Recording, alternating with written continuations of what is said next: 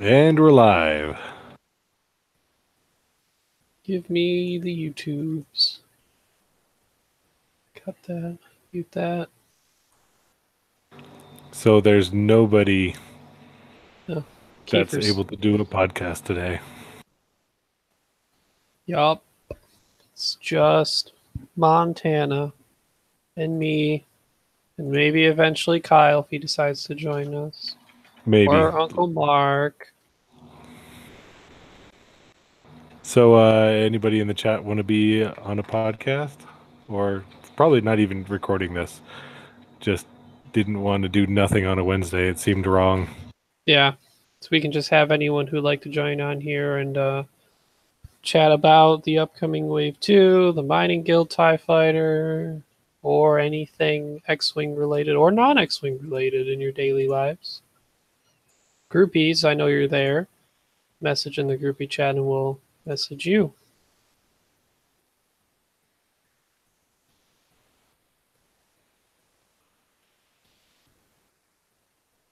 Would it be too chaotic if I just put the link in the groupies chat?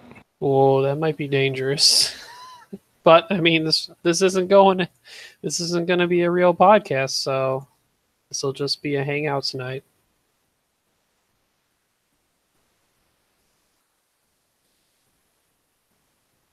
Man, I'm going to do it. oh boy. Incoming chaos.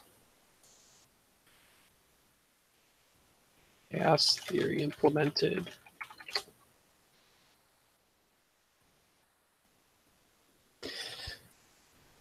Womp, womp, womp. It's kind of like OCX 2.0 Hangover. Pretty much. Josh, you don't ask the question, where's everyone? You get your ass in here.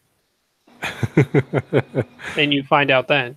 I won't answer any questions unless you're here. Hey, there's a person. Hey. Hey, Harold. Hello.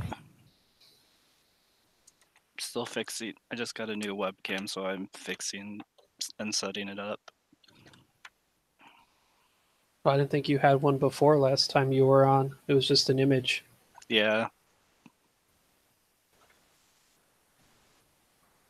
So what is going on in the days of the Uncle Mark fan club? It's been busy, so I haven't been able to post too much stuff in there, but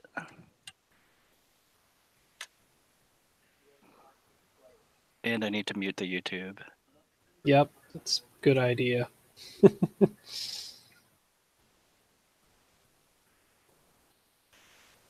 Yeah, I need to fix the t-shirt on there because Nick bought one of them and it was cut off and like the image was cut off and stuff, so I had to go back in and repost it. Oh man, too many other people bought one. Matthew's here too. We got more of Uncle Mark fan club here. All we need is actually Uncle Mark. Yeah, pretty much. What's going on? Not much. How you guys doing? Welcome to Uncle Mark Fan Club Radio. Pretty much. Soon to be invaded by the rest of the groupies chat. Yeah, right? I'm surprised more people didn't click on the link yet. I think they may be flabbergasted and still not sure what to do with that. Also, only 4 people have seen that. Let's wait till later if they catch up. There'll be a huge rush in, I think. Kiefer, get your ass in here now. You haven't been on since, like... By the way, it's been exactly a year since I made my first appearance on OCX with Revenge of the Townies. And Kiefer, you were there. Nice. So Kiefer better get in here. Anniversary, Kiefer. It's our anniversary. Yeah, he's not having it. Sad. Anyone drinking anything special tonight? Got my green tea. Matthew? I haven't got it yet, but I have a Dunkel. Ooh. What's a I dunkel? have a Voodoo Ranger IPA.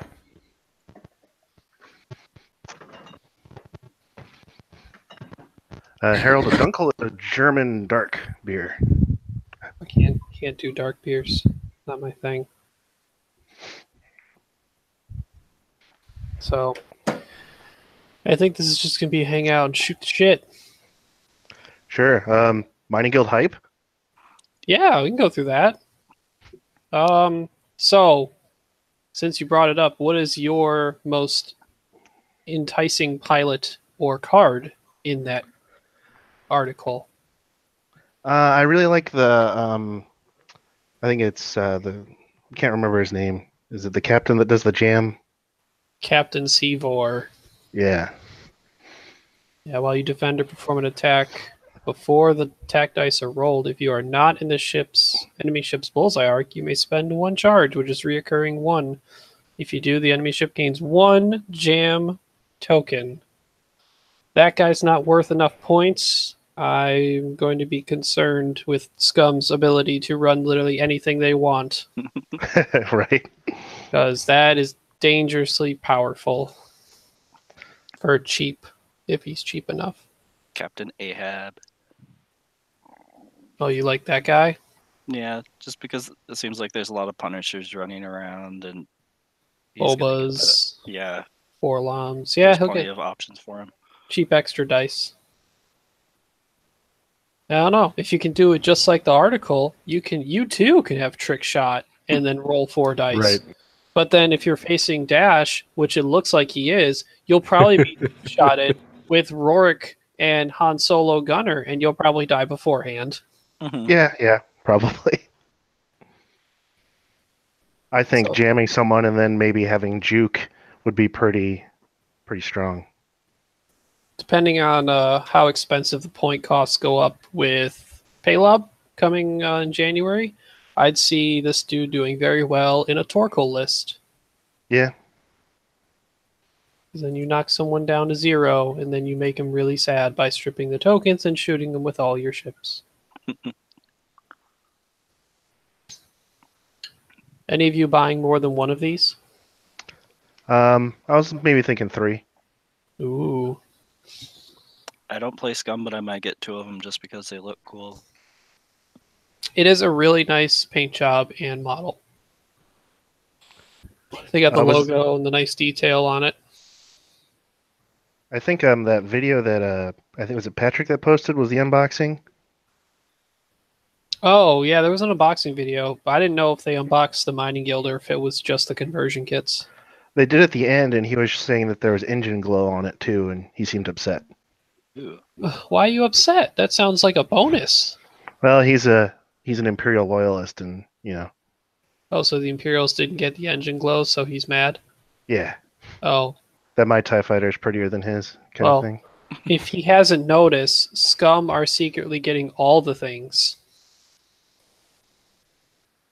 And Imperials get some of the things, and Rebels get none of the things.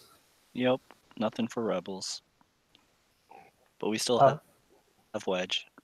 For people who are just joining and wondering what the hell is going on right now, Coach is dealing with pretty much renovating the store in a large amount, so he can't join tonight. Chico said he unfortunately couldn't join. Kyle may be able to at some point. So this is a shoot the shit completely night with anybody and everybody. So if you're a groupie, look in the groupies chat.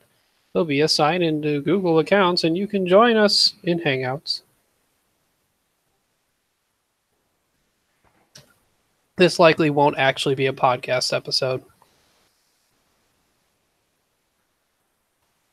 So, anybody have some recent games that they've had success with some lists? I guess the last game I played in was just about a month ago, actually, at our local league. Mm-hmm. And I played a Dengar, Torkoal, L3, and Caval list. Dengar, Torkoal. Okay. Did you make him sad when Dengar shot him twice? Yeah, that actually won me one of my games, was the double shot. Did you use torpedoes on Dengar or no? No, I didn't have points for torpedoes. on anybody. I use the double tap Caval, veteran gunner, dorsal turret. Oh, okay. How did that work out? We've seen a lot more people utilize Han Gunner, so you don't normally see the double tap. It worked. I mean, I think it worked in one of my games, and another one I kind of committed him too early, so he really got punished for that. But in one of my games, he lasted till end game, and he was double tapping all the time. That's good. Just point his arc forward the whole game. Yeah. And when you need to turn around, just K-turn. Okay. Harold, what about you? I've been running Thane, Wedge, Jan, and Sabine. And there was like a small kit tournament the other day and ended up getting second. Will Barnacle beat me. He had Wedge and Thane, and he had a selfless, what was it, a Red Squadron veteran and Biggs. So he just moved around all his damage and everything. Yeah. I think that's something we haven't seen enough of yet is Biggs and Selfless and Rebels right now, which could be a strong piece competitively. Yeah, because I got him down to, I think, Thane had 1 or 2 health left, and then his Wedge was still alive, but it was just my Jan, and I think that was about it. So she couldn't do a whole lot against 2 ships. Yeah. We get burned down eventually anyway. Mm-hmm. What about you guys have any upcoming events happening soon that you're preparing for? I think mostly just like small tournaments here and there, and because I think I've been running this list since Crossroads, so I've just been getting more reps in that. But then January the point changes and everything, so it's kind of like, why bother? Yeah, a lot of people In are in case kind of like the why bother stage stage. right now. So, Matthew, what about you? There's one more round of the league this week, but I can't make it due to work. But I'm allowed to make makeup games, so I'll have another list for that. We're not allowed to bring the same unique pilots in a list, so I kind of have to change my list every time. And then the final's a reverse hangar bay, so your opponent chooses your list. Oh, that's interesting. Reverse hangar bay. Who normally gets to choose first? Is that based off initiative or what? You do it secretly. So I think what's usually been done is you'll say this list is straight maneuver, that list is like a not straight maneuver. People set a dial, and then you reveal and you play. Okay. All right. How long has this been going for? You're just in the league right now? We started in October. It's been a 3-month thing. Okay. And where are you currently positioned in that league in terms of your success? I had a rough first week. So I think I'm somewhere in the middle. We have, I think it's somewhere near 12 or so people. And I think they're doing top 4 for a final. Okay. Tell everybody why they should also be part of the Uncle Mark fan club, you two. It is the best fan club ever, and we have Uncle Mark in there. I think once you meet him, or if you've heard of him, you're automatically gonna like him to some extent. Okay. Matthew, sell it more. We need more. We need more people. Sell it. Sell it now. So, Everyone Uncle buy, Mark buy, is buy. Uncle Mark is a fantastic member of our community. I mean, when I was at Worlds this year, I was a few tickets short of dice, and Uncle Mark was like, you know what? I can't use my 10 tickets. Here, take them and go get dice. He didn't want anything in return. I don't know. I just enjoy hanging around Uncle Mark. I think he's a stand-up person and a valuable member of our community, so that's why I decided to be his fan. That is a great explanation as to why to become part of the Uncle Mark fan club. He was such a swell guy giving you those tickets. What'd you say you used them on? I got dice, like shiny dice. The stripper dice? I got the not the stripper ones, the other ones that were at Worlds that year, last year. Oh, okay. So those were the clear? Oh, I thought the clear sparkle were the stripper ones. Maybe I did get the stripper ones. When I mentioned clear, is that the clear white, or are you talking about the clear red and green that had the sparkles on them? Harold, we both have the same ones. Oh, They're it's not clear. last year's regionals ones. Okay, so not last year's Worlds. No, but I was at Worlds and got them from the prize ticket thing. That's where I. Gotcha. The prize wall. And we have two other people joining us now.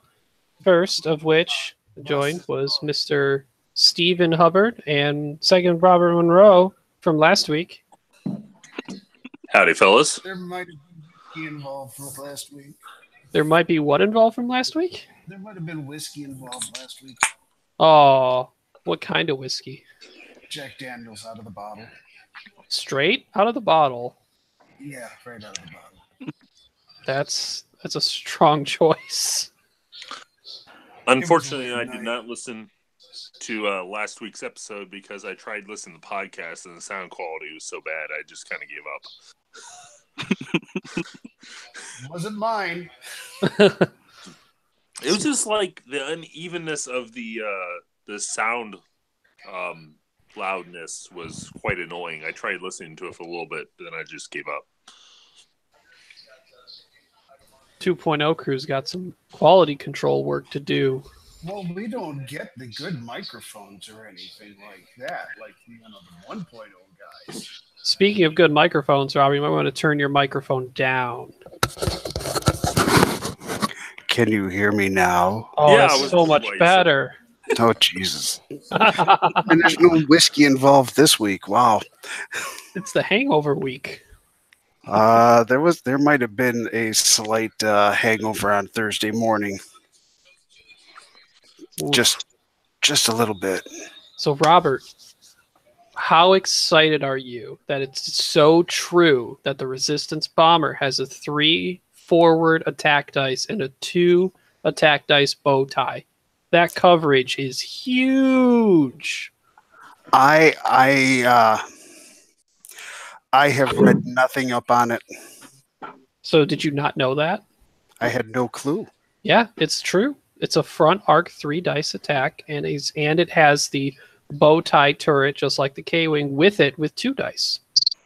Interesting. So does that mean that I can rotate my turret fore and aft and then have a primary 3 attack dice and then use another crew member at some point, Han Solo maybe, to do a secondary attack out the front arc as well for a 2 dice attack? I think that Han Gunner is Rebel only, though, not Resistance. Oh, that is true. So I'm kind of host. I mean, just point it out to the side, point the 3 to the front. You'll always be attacking something.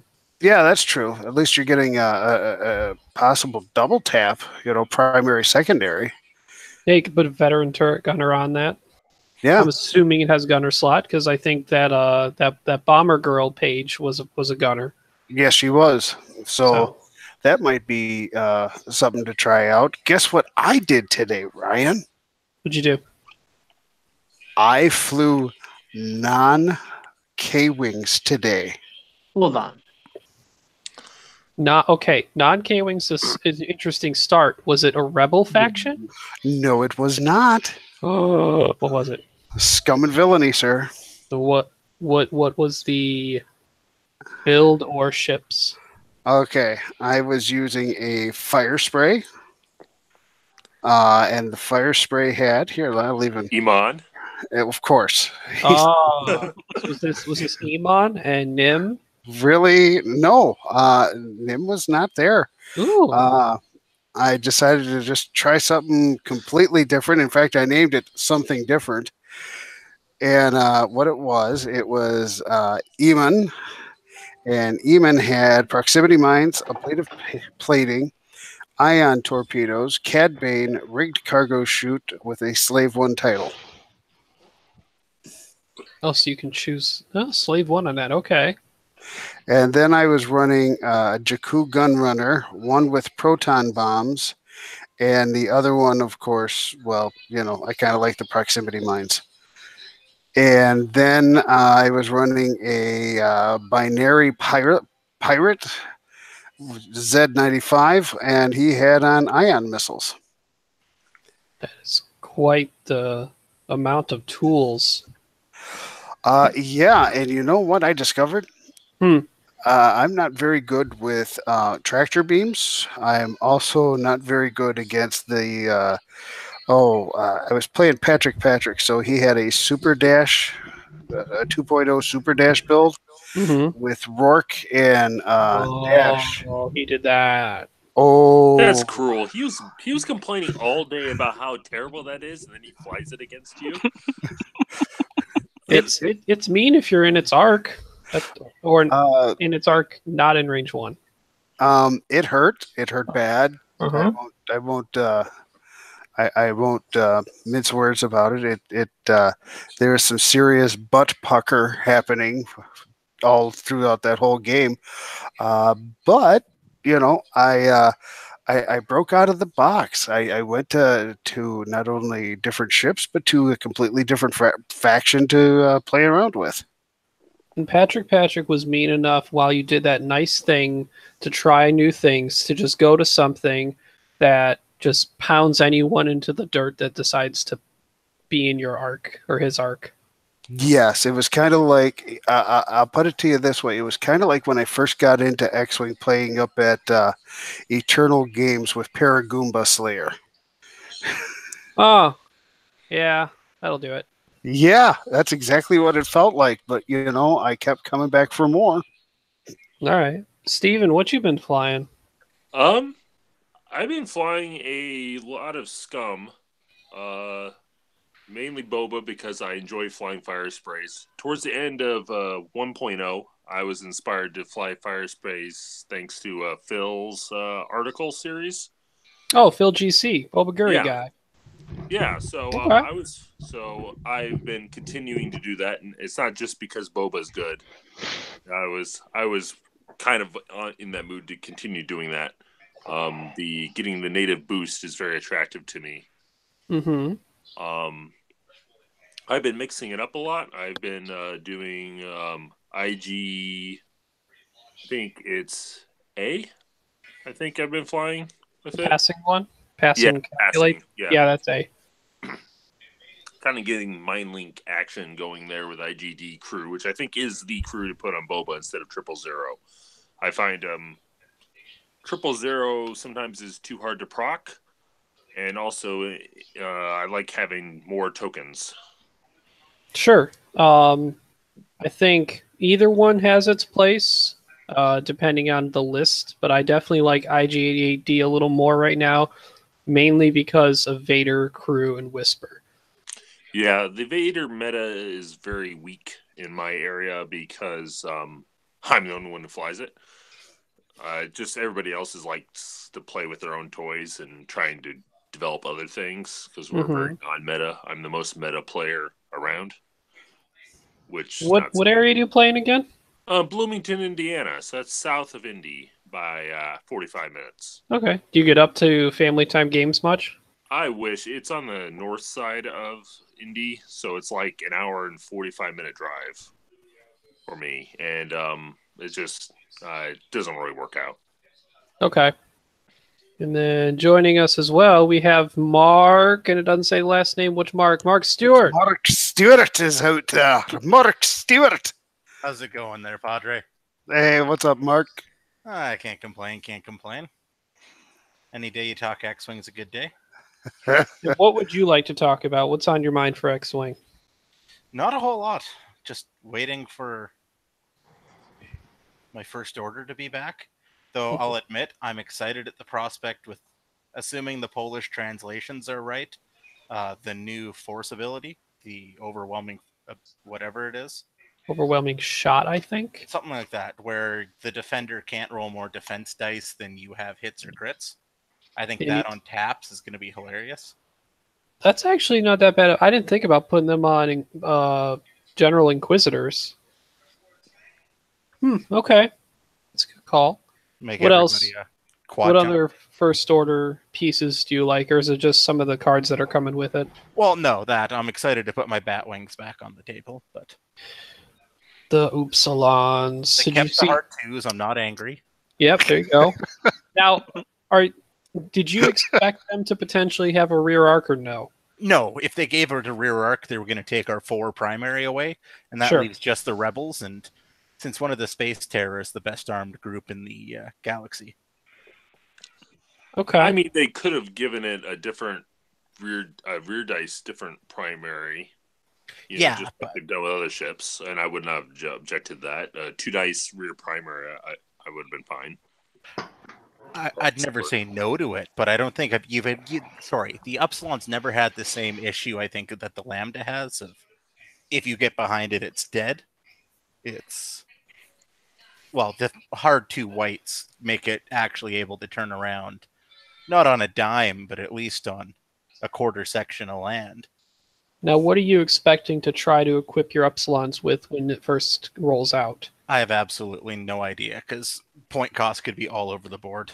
Say point costs didn't matter right now. What's the most intriguing crew you want to put on an Upsilon? Honestly, 2 naked with a silencer. It was Oh, what just- I had a lot of fun with. As It's many stupid. 4 dice as possible and just have a silencer to squirrely its way around. Exactly. Okay, It's not good, but it's fun. sure. I love the sound of Hux. I think, obviously because you have to keep it the same type of ship that's going to make you fly like sort of a mini swarm. Yeah. But I think the opportunity to do advanced sensors shenanigans probably, and then clearing it yourself with Hux, kind of doing that sort of shenanigans is going to be really interesting if you're keeping the same pilot skill. Yeah, and I think we've seen that the TIFOs have retained their hard 2 blue, which gives me hope that 4 TIFOs with a Huxalon could maybe a thing. Yeah. Stews, what's up, buddy? Not Joined. much. You've joined the peasants. We are here. Yeah, my my wife came home and she's been assigned to get the kids to bed because, And I'm also sitting here drinking with my Chicago Bears mug because You mean who's 5th in the power rankings and 8-3 in top of their division for the first time in forever? You mean We the first are. time since you had, God, who was your quarterback the year that you went to the Super Bowl and then had a really good defense that pretty much carried them? So that quarterback was We had our quarterback at the time in 2006 was Rex Grossman. Rex Grossman. That's And- right. Yep, we called him Sexy Rexy, and he liked to throw twice as many interceptions as he did touchdowns. And if Yep. it wasn't for our defense scoring 3 times a game, we would have never got there. or Devin Hester bringing back all the punts and kickoffs. That dude- too. Our special teams and our defense scored 4 times as many touchdowns that year than our offense. It was great. Jeez. Hey, right. that's the way it looks. Well, the only difference this year is our defense is scoring points, but our offense is scoring more. So Whatever happy with works. Hey, Trubisky looks right. solid. So, yeah, on Topsky, there's a Trubisky. Ooh. Ooh. Hey, guess who I'd rather have right now than Stafford? I'd rather have Trubisky because he's younger and cheaper. Yeah, for now. Matthew yeah. Stafford was a freaking baller when he was young too, but Yeah, but we had to pay him. That was before the rookie cap came in. Oh my God! The more I look at your picture right now on the screen, Kyle, the more you look like Wolverine. You do have that Wolverine look right Just- now. I'm not wrong here, am I? No, nah. he's got The some funny Wolverine thing is, mutton chops going. The 2 years ago, there was a lady I worked with. No, it wasn't 2 years ago. It was 4 years ago. I always grow my hair out a little bit like this, and my beard comes in during this Yeah, time I'm of the growing year. mine out too right now. Yep. I can see that. So, what I did was before I shaved it off, I spiked my hair back and I shaved this off, so I had just the mutton chops. Yeah, it was great. You got a picture of that to show to the groupies or no? I do not. Oh. My wife hated it. My wife hated it. She didn't look at it. She didn't notice it at first. She walked by and she just kind of, and then all of a sudden she's like, "What did you do to your face?" I'm like, "Wolverine." She's like, "You're a dumb shit." So she told you to shave everything, and you had to start over, didn't Yep. you? Yeah. Well, what I did was I trimmed it down to what I normally usually do, and then it only takes about 3 days to grow back. That's the beauty of my facial hair. I can have a full beard in like a week and a half. Solid. So, Kyle, as the scum connoisseur, what are your thoughts on the mining guild tie? Have you looked at much of it? Heresy. You've been excited for it since we saw Everyone the Gen Con. deserves a tie. Yeah, Montana was the one that got to see the look of excitement on my face when that was revealed at Gen Con. Would you care to elaborate on my excitement, Montana? Oh, just general lack thereof. Oh, it's a twist. Not excited for it. Another TIE fighter. Woo! Yeah. Is it suffice it to say that his excitement level was underwhelming? Well, he was more excited than that, just not in that way. I don't think to him it's scummy enough.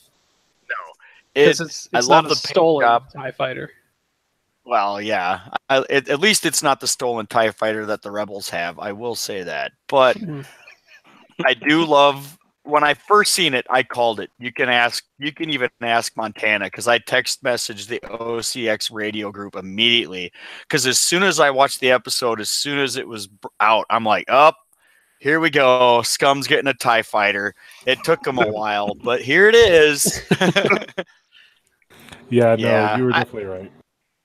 I can't wait to get the Resistance stolen TIE FO and the Republic prototype TIE fighter and the CIS stolen prototype TIE fighter. All with the exact same stat block, but somehow they'll all be cheaper with better pilot abilities. A man can dream.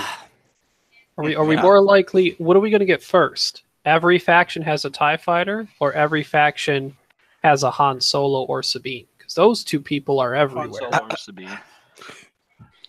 I don't think we're going to get an Empire Han Solo, though. So, but he was It an could Imperial happen. pilot for all of 5 seconds in a deleted scene. And then he was target fodder. And Legion got him, so clearly, they're paying attention. Mm-hmm. So Kyle, let's see here. what we've mentioned so far about the Mining Guild TIE Fighter has been Captain Seevor and Captain what I think Harold or Matthew called Captain Ahab or Ahab, Mr. Moby Dick himself. I love Captain Seevor. I do. Yeah, because it's got the regenerating charge, and if you're not inside the enemy's bullseye firing arc, what is it? They gain a jam token? A jam before they attack. So, yeah, I think if he's not costed expensive enough, he could be a really, really, really good filler. Oh, he's going to... I'm trying to figure out, and I can't do it right now, with the ships that I have in that, I call it the Black Sun Swarm. I ran that at that charity event that I was just at. It consisted of 2 Z95 Headhunters, a Chemogia, a Star Viper, and a Carax. And wow, I tell you what, for what people are really thinking about not putting like little tiny EPTs that are cheap on ships, if you have a ton of ships out there and you don't care about flying in formation, I found it very, very easy because, like I said, not too many people have been practicing bullseye firing arcs.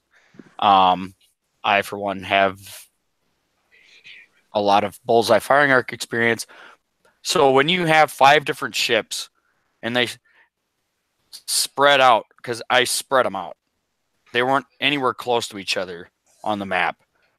And then I chose to like disengage and make my advancement slower towards my opponent, depending on what side of the mat they were on, and then come in with the rest of them. I'd have 5 different bullseye firing arcs firing at several different targets, and there wasn't never a time where I didn't at least have 3 of my predators active with my bullseye firing arcs. I was gonna And ask if this cat, Predator or crack shot. So it sound like Predator. well, it's predator, and then the Star Viper that I was running had fire control system and marksmanship on it, Okay. so I can hand out some criticals. So this Captain Servo thing, or Sevor, Mm-hmm. I'm liking it because I'm guaranteeing you I can probably subtract one of my Z95 headhunters, which I think is overpriced by 1 point just because they have the illicit slot in 2.0 for this guy, and that would be a valuable trade out. Yeah, and it's not as much him having to set up his bullseye. He just doesn't have to be in who's attacking him or who he's attacking. Absolutely. So I could still throw Predator on it, and then if they fail to get in, yeah, perfect. I love this guy. And he's a 3 too, because every other ship in that list that I ran was also a 3. So I'm really, really anxious to find out what his point cost is. Yeah. So 56. more 56 for a TIE fighter. more expensive than how? Here's a good question: do we see any of these be close to 40 points? Because Howl Runner and Iden are at 40. I think there's no other TIE fighter that's above 32 32 besides them. I think the better question is, what do we think the difference between the generic and the Academy are going to be? Ooh. Maybe Does it have an illicit slot? they might. 'Cause We don't if it know. has an Doesn't come illicit with any. slot, it doesn't come with any. It doesn't come with any illicit upgrades, so I think it's just going to be the EPT and modification. Oh, that's a good point. Yeah, and looking at the little bit of the what you call it, threat card, I don't see any of them with illicit slots. That being said, Okay. who's to say they even get a modification? Yeah, it could be Fang Fighters all over again. But My yeah, they don't limit want is to on give 6 this points. So If they don't give it, okay, sorry. No, as to say, Go ahead. so the only things to consider is that these TIE fighters are technically a little slower. They don't have a 4K, they only have a 3K, and their 5 straight is red and not white anymore. But their natural ability, while you move, you ignore obstacles. So you can move through them and ignore them, or at least move onto one and barrel roll off. Okay. So here's my thoughts on that. I think that while you're probably not going to get a modification slot, because I will agree with that statement, you're going to get notch stabilizers instead, which just far surpasses a modification right now for TIE fighters in general. And they're probably going to be on average a little bit more because you can fly through obstacles. Yeah, I'd say Well, 20. it says asteroids, it doesn't say debris. Correct. It is ignore asteroids. So you're still... Now there is a mod slot upgrade in the pack though, so I'm assuming they might still have a mod. But we don't see many mods on cheap ships these days. It's not the point is to take them because of their effects are cheap on a chassis, and not to put many upgrades on them anyway. Mm-hmm. So yeah, The more I play 2.0, the more I understand it a little bit better. So it's easier to talk about now that I'm back in the swing of things. Yeah, blocking is back again. Not the kind of blocking we're talking about towards the tail of 1.0. Real blocking. So because not jump master intel agent blocking. Yeah. And not blocking and not having to worry about it not meaning anything because of all the passive modifications weren't going to be affected by your perfectly planned block, that kind of thing. One of the guys there that was, what was it, round 4? No, it was round 3. It was a 4-round tournament that we went to at the charity event. And I'll probably say all this stuff again next week when we actually record the show. But I just feel like, why not talk about it? He was running the classic list that won the Minoc Open. And he's like, I look down at the ships that he places down on the board. He's like, do you want to see my list? And he's like, no, I don't. I already know what it is. And he's like, you know what it is? I'm like, yeah, dude, I know what it is. It's the one that won the Minoc Open. It's like, it's not I get it, you know? And he's like, well, what are you running? And I showed him my list, and he goes, huh. And I'm like, well, he just looked at me like I was insane. And, you know, because I was undefeated, he was undefeated, and he was barely beating me in MOV. And he looks at my ships. He had to put down his that escape shuttle or whatever it was, because it was because he took the initiative and his pilot was a 3. So he put his escape pod down, and then I put my Star Viper on the far right. I put my Gimakila on the far left. I put my Kraz in the middle, and I put my 2 Z95 headers right between, you know, so I just had my ships evenly spaced throughout the entire board. And he goes, well, that's an odd setup. And I go, eh? So he puts his Boba Fett on the far right, and he puts his Cavill right in the center. And what else did he have out there? Am I missing something? That might have been it. I think that was the one that got. No, like, there's a tugboat in there. There's a tugboat. Yeah. Okay. Yep. And then and his tugboat was right next to Cavill. And so he moves his thing to the forward because he put his autopilot drone or whatever the heck you call it. And he moved it in, and I just went screaming toward him forward with my Star Viper, and then boosted forward. And then he was coming around because he was going to try to send his stuff in and take as many ships out as he possibly could.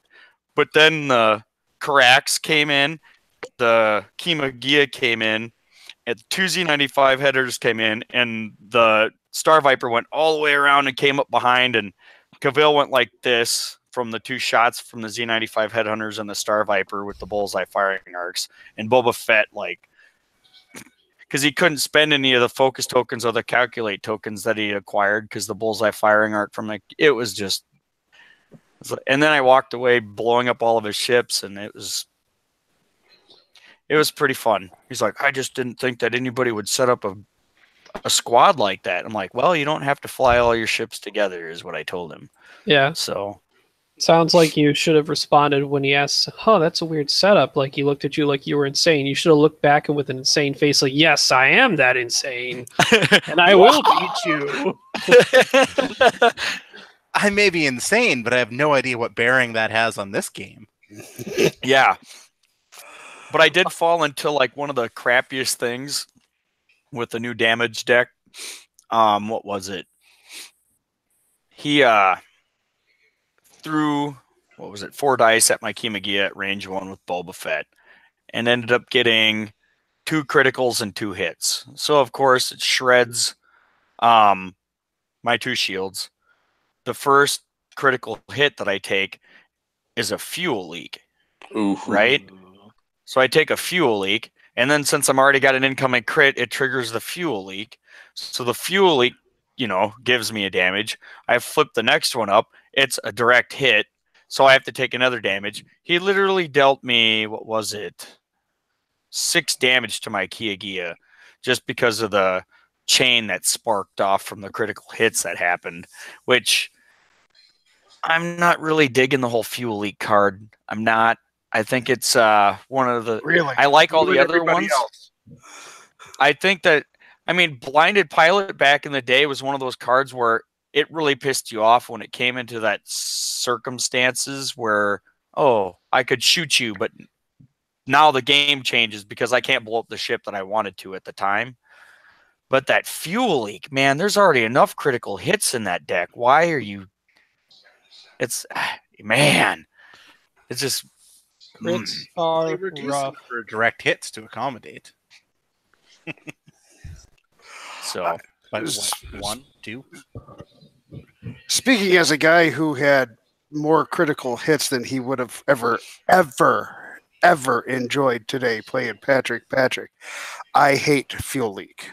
I truly despise that card.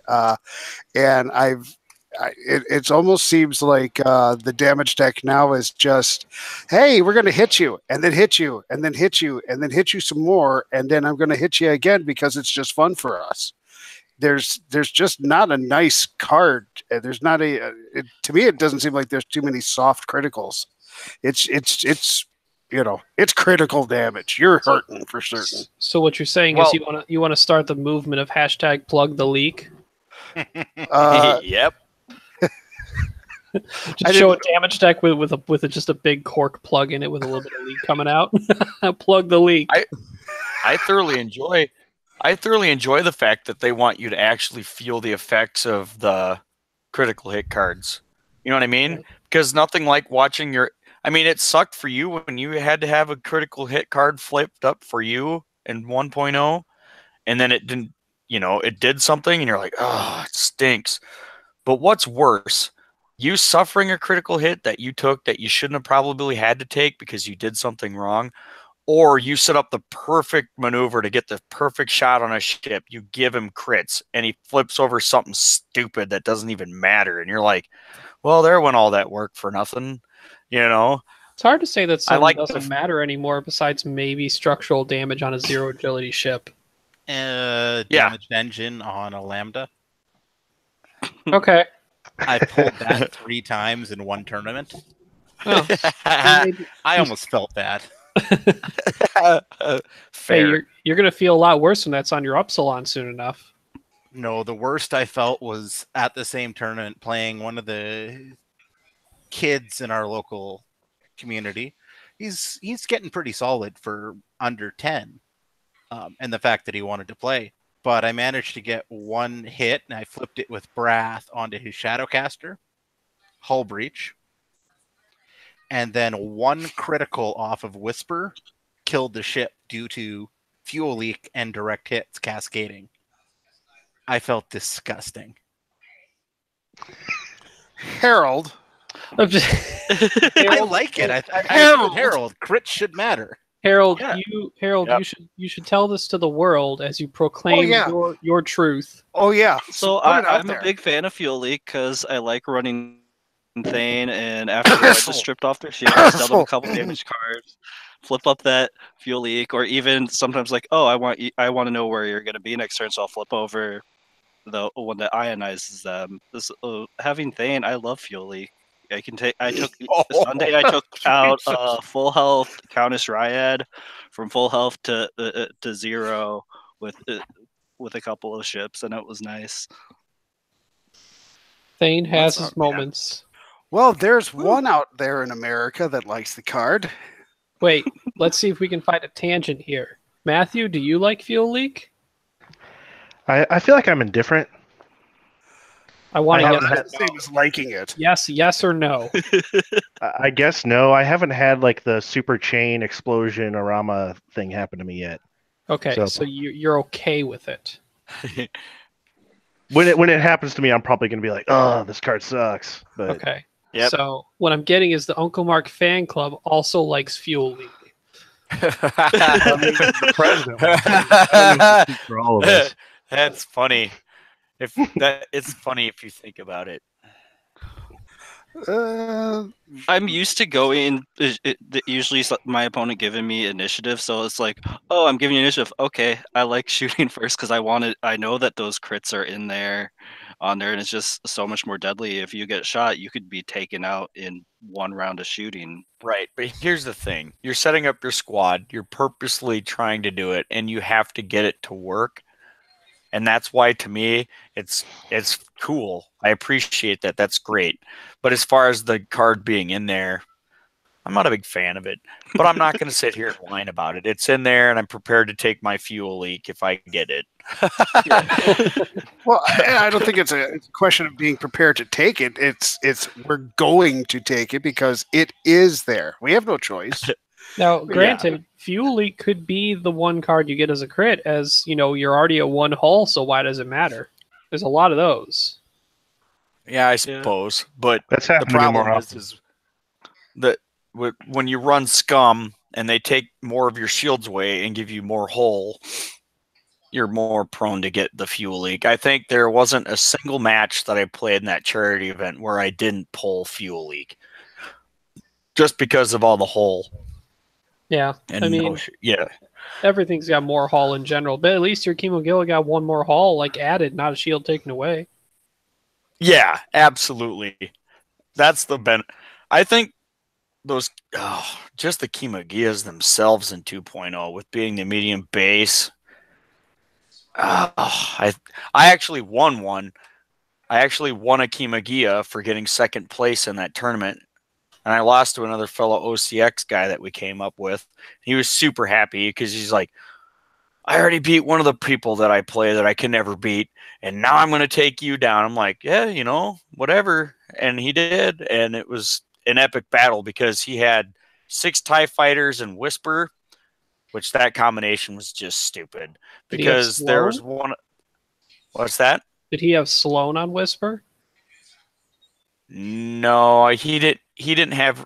He only had one upgrade card on Whisper. Whisper was like damn near bare bones. And then he had the one where if you kill a friendly ship within range, whatever, the person that destroyed it takes 2 stress tokens. Oh, Admiral Sloan, yeah. So that is a thing. That was Admiral Sloan, yeah. And then there was another one where as long as the opponent's ship is stressed, the TIE fighters get a re-roll. Yep, dice. That's all on that Sloan card there, buddy. It's a rough one. Yeah. So so it came down to he won 101 to 81 because there towards the end I couldn't get my ships turned around fast enough to kill some of the other TIE fighters that were all flying around with one hole left because they were stressed, of course. And that's pretty much the strategy of that list that he was running that I figured out that I won't let happen again. Mm-hmm. But I thought it was a pretty cool list. I just couldn't believe he could fit 6 TIE fighters and Whisper on the board. And we didn't get to play that many rounds either because there's way too many ships on the board. So time definitely factored into that with all of us moving our ships. So what do you do? I'm just really excited because I wanted to talk about some of the games that I played because it's been a while since I've been this excited to talk about games that I played in X-Wing. That's good. How much money did they say how much they raised for that charity event? I don't think Patrick Wheaton down there has figured out because I still think that they're auctioning off some of the prizes and stuff like that because there was an auction right before we left because there was a giant snowstorm that hit when we were there. So we stayed long enough to watch all the prizes get handed out to all the participants. And then they started an auction on this laser engraved Millennium Falcon acrylic nightlight, which Coach won, by the way. Sounds And fancy. he took, yeah. And then we had to leave because we didn't want the storm to. It was terrible. If we didn't leave when we did, it could have been the whole entire drive home in crappy weather.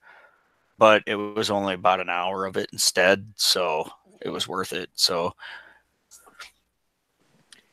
yep. You say you left because of they had a. Sorry, you're saying you said left because of the weather. No, obviously it's because Coach is afraid of the dark, hence the nightlight. Nightlight. Yeah. Well, when he started bidding on that nightlight, he said this has Brody written all over it. So that's his little boy. Oh, okay. So last we left you that I was aware of, you couldn't go to this event because you had to go to a wedding. How'd you swing that with your wife? What's that? Didn't you say you originally couldn't go to the charity event because you were supposed to be going to a wedding with your wife? I don't want to discuss these matters online. Oh. Okay. If you look at you can see Kyle's bed. But yeah, I gotta bring Logan, my 13-year-old son. He thoroughly enjoyed watching me play the game, and the best part about it is just him watching me and me talking to him and stuff like that, and kind of explaining things to him as we went through and stuff. Like one of the questions on the ride home that got asked was, "What does Panic Pilot do again?" or something like that. I don't even remember what Panic Pilot does, but my son immediately was like, "Isn't that the one where you give them 2 stress tokens and flip it over?" And they're like, "That's the one." I'm like, look, it's you picking up on the game. Mm. And he's You like, should, well, yeah, I was email that paying in. attention. What's that? You should email that in for the proud papa moment for Stay on target. Yeah. There you go. And then he looked over and Alabama, one of the road crew for OCX, looks over and he's like, so if you're going to ask for some ships for Christmas, what faction you going to fly? He goes, Scum. I'm like, yeah. Even Quite- prouder. Quite the influence. When another thing that he said to me that made me just look at him, because I'm not gloating or anything like that, but I was playing my third game and I won my third game and I was heading up to the top table to play on stream again. And as I'm packing up my stuff, he looks at me and he goes, Dad. I'm like, what? He's like, you're really good at this game. And I said, shh. It's all right, man. You win some and you lose some. So just the look on his face. Does he have a favorite ship yet? He likes the Star Viper. Okay. All right. Somebody else needs to talk. I feel like coach here, and I don't like to be that way. Well, you're doing such a good job of it, though, Stews. Come on. Lead us, Stews. You're the man. I want to hear you guys talk about what's your favorite. It has to have some kind of an upgrade on it, like an talent slot, just something little janky, cheap, whatever, generic ship. I love flying Hera attack shuttle with Neonum crew. That is fun. It gives you really AC shenanigans. Change because you change all the banks to blues, so then you can be flipping your dial all over the place, choosing different maneuvers, and having a dorsal turret on. So then, when you're changing your maneuver to the opposite way, you still have arc on something. Okay. I don't think it's like super good. I think Sabine definitely still is better because you can get double tokened and things. But if you like something that's kind of AC and can really out dodge some generic lists, it's a lot of fun. There you go. Robert, what about you? There you go. Sorry about that, guys. I honestly do not have a favorite ship in 2.0 right now.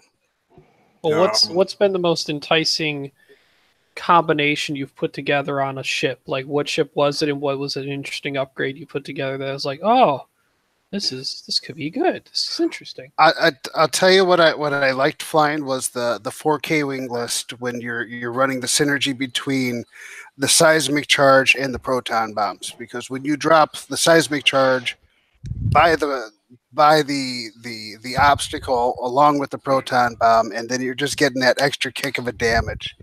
I like how that works together. I like the tandem bombing aspect of it. Okay.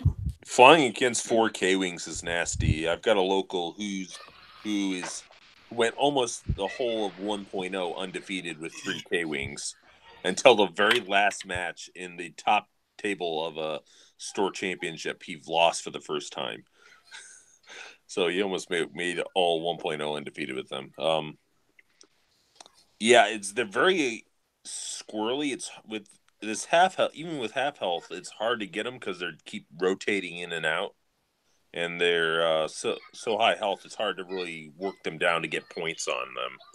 While my fragile Imperials get to half easily. Well, I think though that with the damage deck that we have right now, once you get the shields down on a K-wing and you nail that first face-up crit, it doesn't matter what crit it is with a K-wing. It always seems to be just really painful to it. Even if you get the two stress tokens. That doesn't feel good on a K-Wing. Or, the ever popular fuel leak, Harold. Fuel leak on a K-Wing. Tell us what you really feel. Really, I can't. I'm not allowed. But, the K-Wing is a very fragile ship in 2.0, in my opinion. Now, unless you're running something that's going to, get the shields back, or if you're buying the extra shield right off the get-go, and if you've got Miranda, but the second you put Miranda on there, you're not going to fly 4 K-Wings. The thing is, being medium base, they block a lot better when they're in it, so they can really make it difficult for you to jump over them, and they don't leave. And so their bombing efficiency actually is fairly decent as far as setting up traps. You have to be really careful with that. The only time I won against his list so far was because I managed to really range control with a TIE bomber list that had I was running proton torps instead of barrage rockets. And I was able to range control, keeping myself at range 3 using the barrel and then into target lock. So I was always denying him range, but giving myself an extra defense dice on my bombers. But he played it suboptimally, and I was not able to repeat that trick on him again. All right, next. Spot, right? Harold, Matthew, who wants to go next? What's the weird thing you put together? Okay, I guess I'll go. I haven't tried this out yet, but I was thinking, as far as generic ship, the Slaver with Lando crew. Yes, I like that one. You take a reinforce, and then after everyone shot at you, you can spend it as a target lock. Yep, or at least reroll 2 dice. Yeah. That's awesome. Yep. And if you got one of those little escape crafts in your list, you could coordinate that ship of focus if you wanted. Yeah. Some people like IG-88D crew as well, if you don't think you're reinforcing all the time. Harold? What I've been wanting to try is a couple of the Partisan Renegade U-Wings with cloaking device and set them next to each other so that if they fail their cloaking device, have them... You can only do one, though. It's only one. It's unique. The cloaking not device, anymore. It's generic... Oh, wait, it is... Wait, is it? Cloaking has a dot next to it on Yassiv. Let's see. Where's the actual card? Let me find The the actual card image here. That was my memory. Maybe there's a rumor that was going around, but I was pretty sure that's unique. It is unique. Oh, okay. My plan's gone. Smashed. Cheater. Try number 2? Or you only have cheating ideas? Only cheating ideas? I don't know. Because who needs generics when you have Sabine? Mark? See, that's the thing. My only generic isn't even a generic. It's the best ace in the game, which is Carl, the hero of the academy. Oh, jeez. I could have 30 points, and I'll still bring Carl over a ship with upgrades. Not I don't need the bid. Carl. But Carl's essentially been our local mascot. To the point there, I will strip upgrades off of my main ship just to fit Carl in instead of upgrades. And it works. At Worlds, I had him almost solo a Poe by himself. Oh, jeez. Have you had Carl painted? Carl can't be. Carl only flies in the stock Imperial shuttle. I have many a painted TIE fighter, but... From now on, I say that whenever you say Carl, you have to act like you're Rick Grimes from The Walking Dead. Carl! Carl! And you have to do the stupid pun jokes that you see on all the memes. Yeah. What was Glenn's favorite restaurant? Go ahead. Oh, God. Go with the punchline. Popeyes. Oh, jeez. That's Proud awesome. of that one, and you should be. Thank you. But So do you guys have a Carl fan club?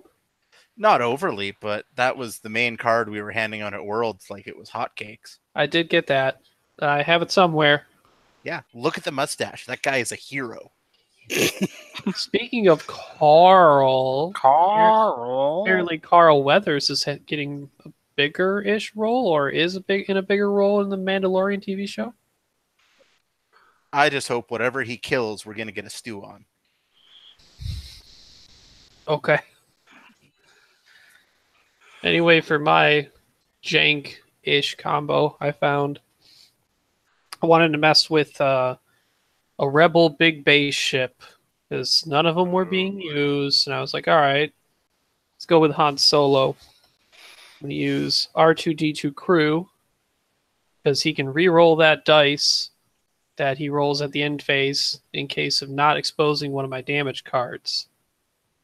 And then I was like, wait a minute. It's like, this thing is only 1 point. This thing called inertial dampeners. Why does no one use it? Oh, because you have to spend a shield. What if you kept getting that shield back and you were I6 and you could do a white 0 stop and gain a stress and stay next to that rock that someone predicted that you would be moving, and now they will just be stuck there blindsided by a Han that decided to stop. Seems pretty good. So yeah. You're an evil man, Ryan. Yes, that's why he's the Bob guy at Worlds. Yeah. Ryan on top ski. Bob is returning in the name of Finch Dallow, which was kind of confirmed a while ago. But Finch Dallow? Finch Dallow is his name. He is I4, which helps his shooting capability, but his bomb drops still all happen at the same time of system phase. So I hate the system phase. there's nothing wrong with the system phase. I don't That's like where it. the bombs come. Just bring genius and ignore it. Speaking of which, I have another one for you, and Padre, you'll like this. Okay, all right. No, enlighten me, because if it's good, I'll play it tomorrow. So, take Cavill. Okay. Always throw dorsal turret on him. Just do that because he wants to shoot out of arc. But take Genius, take proton bombs, and take skilled bombardier, and then throw in expert handling so his barrel rolls are white. Because if you barrel roll him as far forward as possible after you Genius drop with a 2 straight, you barely miss bombing yourself. And that's if But if you're not the average person who's probably going to bump your shape accidentally and push it into range anyway. There is a slight chance of human error on that. It is that close. But if you put it in Vassal, it does it exactly correct. And if you get rid of human error on that one, you can give Patrick some medicine with a proton bomb. Well, I can't play Vassal because it kills me. Well, how do you play with Patrick? Is it Tabletop Simulator? We're doing Tabletop Simulator. Okay, same thing. You just barrel as far forward. So, which I like Tabletop Simulator better than Vassal. Anyone else here also use Vassal or Tabletop and prefer one or the other? When I first started using those simulators, I know it's vastly different now than what it was because I haven't played either one of them in a long time. I tried Vassal, and my God, just the difference between being able to use your eyeball to figure out if you're going to hit an eyeball or not fly off the map and look at that was completely different than what it is in real life, and I just hated it. I told myself that I'm not going to adjust myself to getting familiar with doing movements based on something that's not relevant to real life.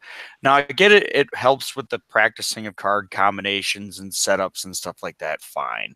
But if you're actually trying not to fly off the map and your opponent's not going to let you take that back, then I didn't care for it much. So in the beginning, I did Tabletop Simulator, and Tabletop Simulator was a little bit better for me because I could actually zoom in there, spin around, kind of get a real perspective of what was going on, and then zoom back out and then do what I thought I wanted to do. So I agree with you on that one, Stu's. Yeah, overall better for practice. Shouldn't be anything serious. right. Yeah. So, And Patrick and I were not playing cutthroat serious X-Wing. We were playing two idiots playing X-Wing is more like it. We were laughing our butts off and having a good time. He brought the murderers list. I think that's Bill playing too seriously, bringing Super Dad, Double Dash. You know what? I didn't mind him bringing that list, to be honest with you, Steven. I mean, he wanted to try it out. And I would say it's better to try it out on a buddy of yours who's not going to judge you for being a dick for bringing the murderers list. You know, I was just true. like, you know, did I, you know, bite at him a little bit? Sure I did. But, you know, it's like, okay, yeah, give it a whirl. I thought ultimately, you know, the list is not going to be, you know, meta crushing, but it is going to be MOV killing. I first played against that a month and a half ago, even before it started really popping up and being popular. And that was just annoying as all get out. it can feel bad. The best thing to do, because I played a variant of it when they use Lebo instead and just use the calculate stacking with C-3PO, which can still be good. You just don't have the ability to take trick shot like Dash or, you know, take max usage of running over rocks or debris with his ability and Outrider title. But the best thing you can do is surround it from as many different directions to force him to actually turn that arc in some turns, or not shoot some things you don't want it to shoot. Well, he was playing Dash with Han, and you know, Rourke was doing the, you know, Initiative 7 thing. So I mean, you know, I was getting double tapped for breathing, and then of course, you know, every stinking time he'd roll the dice, it was like, oh look, hit, crit. Oh, how nice, you know. Fuel leak. oh yeah. All the fuel leaks. You know, hey, how'd I get dealt 3 of those in a row?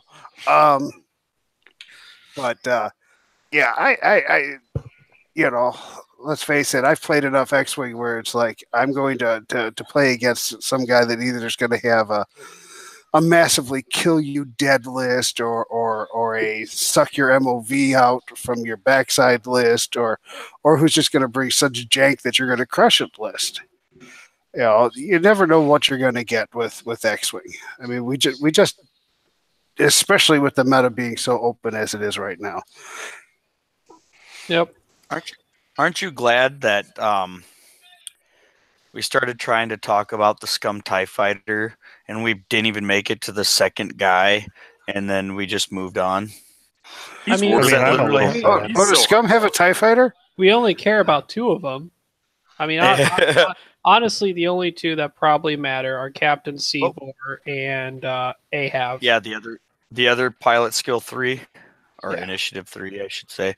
Yeah, absolutely. I mean, I could see potentially Overseer Yushin with the whole disarm token. If there's something in Scum that you could abuse the whole reload and still use something.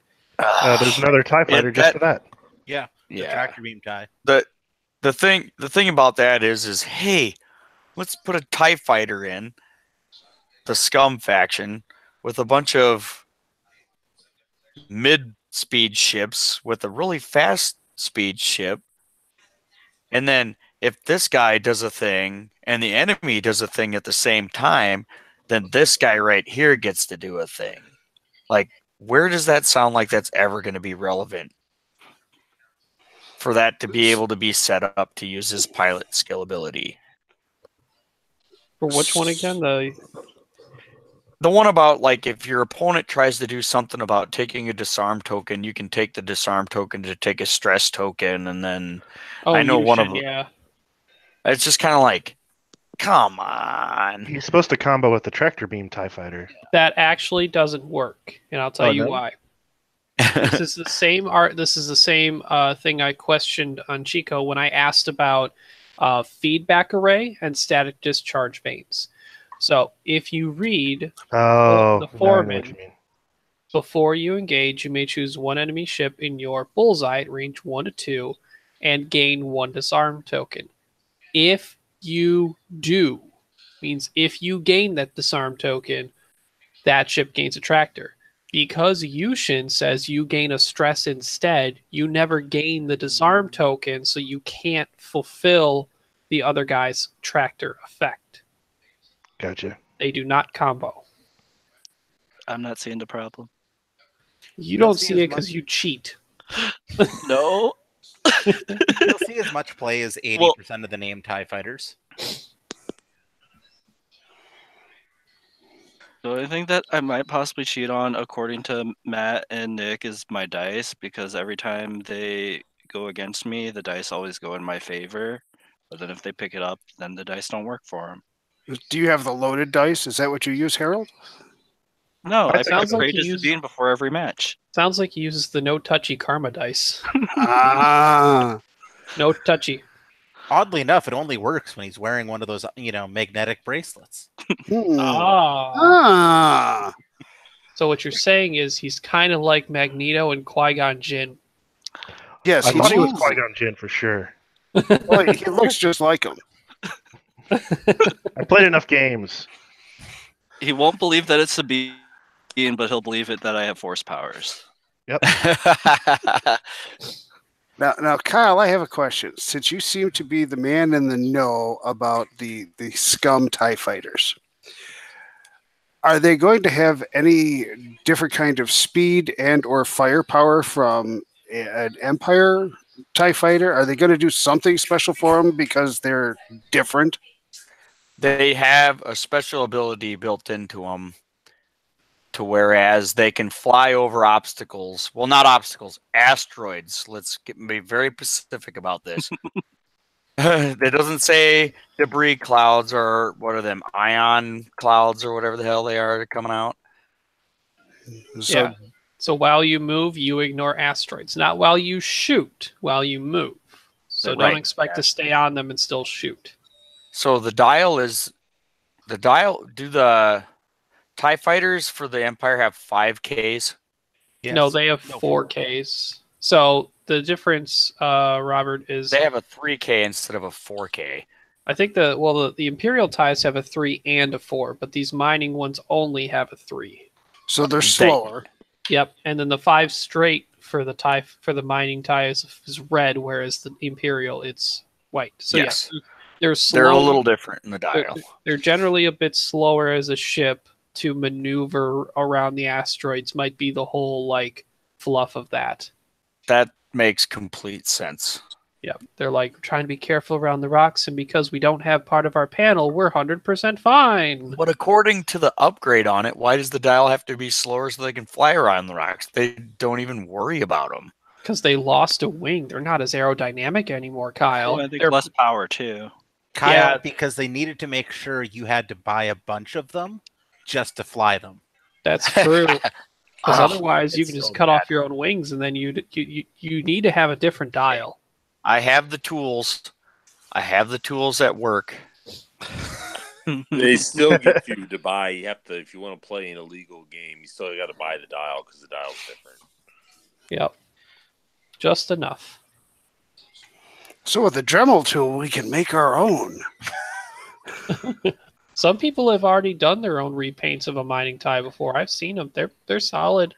Okay. So it's not that hard. You cut off the wings, paint some stuff yellow. You just probably won't get as much detail as the little symbol and the little caution tape on the bottom.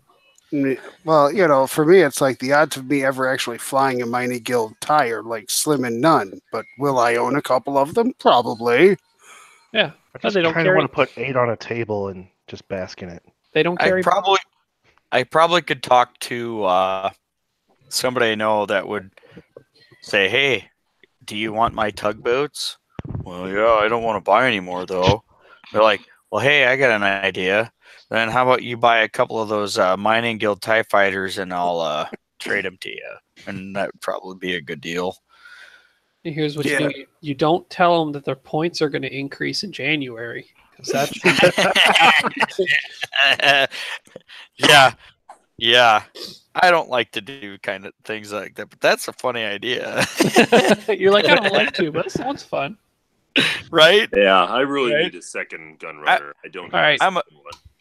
Speaking of January points increase, I want a ship from each person that believes the points are going to change and if they're going to go up or down. Starting with Steven. Oh, my word. Oh. I really hope that the TIE Advance price comes down. I feel like it's overpriced. Vader is not that good. Maybe it's just because other stuff is too broken. But at least all the other pilots should decrease in cost. Them lacking the evade action makes them too fragile, and I think the point should come down most drastically. I agree with that one for sure. Anyone would object to that? Absolutely not. Yeah, I think the base TIE Advanced might be one of the worst ships in the game right now. It could be worse. It could be an aggressor. Yeah. Hey, the aggressor can take a turret. Yeah. For our coverage. All right, Matthew, what's your ship that you expect point cost difference in if it's going up or down?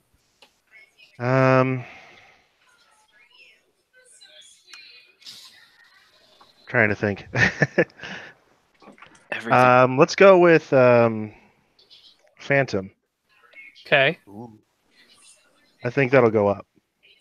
Okay, just the Phantom, or do you expect some of the like Vader crew and Juke to also go up? I could see Vader crew going up a little, but Juke probably not. Okay. Kyle? All right. Well, I feel like I have to do some justice to the chat because Patrick, granted, I have never flown this ship in 2.0 yet because I only have the scum filling conversion kit. But I know he's an intelligent human being, and that's giving you a lot of credit there, Patrick. Patrick is a cheater. So he wants the E-Wing to be reduced in price, and I don't know what, but I'm assuming since I don't see anybody flying any E-Wings on the in 2.0, he's probably right. I would agree. Unfortunately, when Corrin Horn's the same price as Luke Skywalker will just be played. Yeah, so there you go. The linked action. If the linked actions were different, I think it would be good. Like if they had a linked action to a focus. But yeah, that's the problem. They don't have a link to something that can be used defensively, only offense. Yeah, I think to be fair, and I get it that, and I'm kind of, but I'm going to explain what I'm feeling here. So the Scum Z95 Headhunter is priced 1 point more.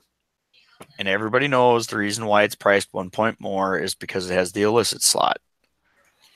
Now, I kind of agree with the fact that you're paying a premium to be able to put a different upgrade on your Z95 Headhunter. But I don't like to pay a premium for a ship to put on the board that costs 1 point more than a ship that the other faction gets to put on the board when there's no viable upgrade card to put in there to begin with. You know what I mean? I could put Deadman Switch on there, which would be cool if I only had to pay 2 points for it instead of 3. Do you see what I'm saying? Oh, Deadman is too. Right, but I'm paying 1 more point to put a Z95 header on the board. Totally. So I'm actually paying 3 points for the Deadman Switch instead of just 2. Gotcha. So I feel like the Z95 header should drop 1 point, but I don't think it's going to. What ship do I actually see going up in price? That goddamn escape shuttle for the so you can't just stick it in any list that, I mean, because you can run a Scum Millennium Falcon pretty cheap because it's definitely not as expensive as the other Millennium Falcons, but that stupid escape pod just being able to put on the table for what it is or that just changed the rule that you can't run that escape pod unless you have it docked to begin with. One of the two. That might be an actual better fix because one, it just looks dumb that an escape craft is out there coordinating people in the first place. Absolutely. And but I love doing it. Yeah, sure. It's fun for a bit when you use it yourself. But I think the issue is that if they put it up enough points to where it's actually maybe not taken, because it's going to take a lot of points for me not to take something that has coordinate that cheap. It's already at like L337 at 22 points. Like, you have to jack that up to like 10 or more points. And then that way, I mean, when am I ever going to run the Falcon with an escape craft then? Because that breaks that build as well. It doesn't just break taking only the escape craft. So I think, yeah, if they do a route of that ship to have to be docked to a Falcon first, I think that will be better in the long run. Either that or remove the crew slot and put the crew slot on the Lando shuttle title. Or Lando's Falcon. Because the issue is 22 for L337 is fine. 22 for L or 24 for L337 with a white coordinate isn't. Because the ship's blues suck. I mean, even though the blues suck, L33 gets blues eventually. Just a matter of if that escape craft needs to keep up, or if it's one banks and two straights are fast enough to still coordinate. But it's making you work for it rather than just get it. Yeah, and I'd argue even working for it is still not enough to be worth that cost change. So, but yeah, it's definitely an issue right now. Robert, what do you think needs to be adjusted and up or down? The TIE Punisher, I think Redline needs to go up by 4 or 6 points. Now, I'd say 6. Do you think Redline specifically is the issue, or would you go with what a lot of people have recommended, which is take away their sensor slot? You know what? I don't want to take away the slot. I don't think we need to take away the slot. I think we need to increase the cost of the ship, and then also, I mean, if we're gonna be using, you know, a sensor, I mean, let's be realistic here. I mean, with sensors, you got all sorts of little things you can do with that. And so if you really want to punish people for wanting to use sensor stuff, increase the price of a trajectory simulator. Take it up to 5 points. Yeah, a lot of people think trajectory could be increased. You know, so I think that they could increase the value of, say, okay, even if they take up the Punisher by 4 points and then they adjust the sensors by 2 points each, you're still getting that 6-point buff there, but you can also still be able to have a little bit of leverage where you say, okay, I'm not going to use the sensor. I'm going to, you know, I'm going to take the extra 4 points and then I'm going to use the 2 points in something else. I think it gives a little bit more flexibility. I don't think that they should get rid of the slot. I just think that they need to adjust the costs. Okay. Yep, I agree. Okay. Is everyone kind of in agreement? Like, I'm a little more willing to try the slot change, but is everyone kind of more willing to say they don't want to take the slots this early? I'm gonna jump in on that right now. The more I think of it, the reason why they have the ability to take that kind of stuff away, because it's not listed on the card, is to test things. And I guess if we want to keep, because one of the things that the more I play 2.0, the more I figure out that it's all back to, if you're good at flying again, you could run the net list, and more often than not, because you can fly better and envision what your opponent's trying to do and just set yourself up to win. That's why I'm liking 2.0 way better. I think what they need to do, because the failures of 1.0, is take away the system slot, because we're not trying to play combo wing. And if they take away your ability to combo off of a natural pilot ability with one of the upgrades that it has that it should have never had, that made it broken to begin with, then you fix the problem right there. Well, and look at the other thing. Look how mad everybody got with the Jump Master when it was like, let's take our hole punch and go click, click, click, click, and get rid of, all of the goodies on the bottom of the card, when they nerfed the living daylights out of it. Look at the outrage and butt hurt that went up in the community. I think if you start getting rid of slots, I think it's something that they can do via points. I think it's just as effective. So here's the difference between 2.0 and that nerfing that they had to do like 4 times to the Jump Master. Yes. The difference between 2.0 is at first they fact a bunch of these upgrade cards that they thought if they fact them would make the Jump Masters not viable. And they thought wrong. Right. And then they did that a couple more times. And then finally they figured out it's because they screwed up with the upgrade slots on it. Now, not only did we have to finally get to the point where we nerf the Jump Master out of existence, but all these other cards that weren't necessarily broken to begin with, but because the Jump Master was there, they had to suffer for it too. So we're not going to see that anymore in 2.0 because they're going to be able to fix that stuff. They're going to be able to like, oh, that was the wrong fix. We should probably try this instead. And then that card will go back to normal because it was never broken to begin with. So that's let's say they do the point fix like Robert mentioned to Redline. Say that's almost there, but not enough. Do you expect the points to just go up a little more, or would you expect them to maybe bring the points back down, but take away or adjust a slot? Like, do you think we're ever going to see slots being taken away in January this early? Sure. Think it's possible? Okay. Yep. Why not? It's not a knee jerk. If it's not a knee jerk reaction, if it's plain as day. Because, I mean, everybody knew that the slots that were on the Jump Master were completely broken. I knew it. I took complete advantage of it. I'm not going to lie. Is it plain you know as what day, I mean? Though? What's that? I said, is it plain as day, though? Look at the bigger events we've seen, taking into account Poland, France, Australia now. It's not nearly as pervasive and one-sided as the Jump Master was. I mean that is true. We are seeing that is a lot. true. We're seeing a lot of the Whisper Redline plus blank, but it's not winning. What is actually winning is Scum, because there's, I think, a potential wider stuff across the board that is just cheap enough on Scum to make an overall whole better list. And L337's bonkers strong. Sure. Well, let's also keep it in pet. Here's another reason I don't think that they're going to get rid of slots. I really don't, because they can increase the cost of an upgrade card against a single ship. So whereas, let's just say Trajectory Simulator on a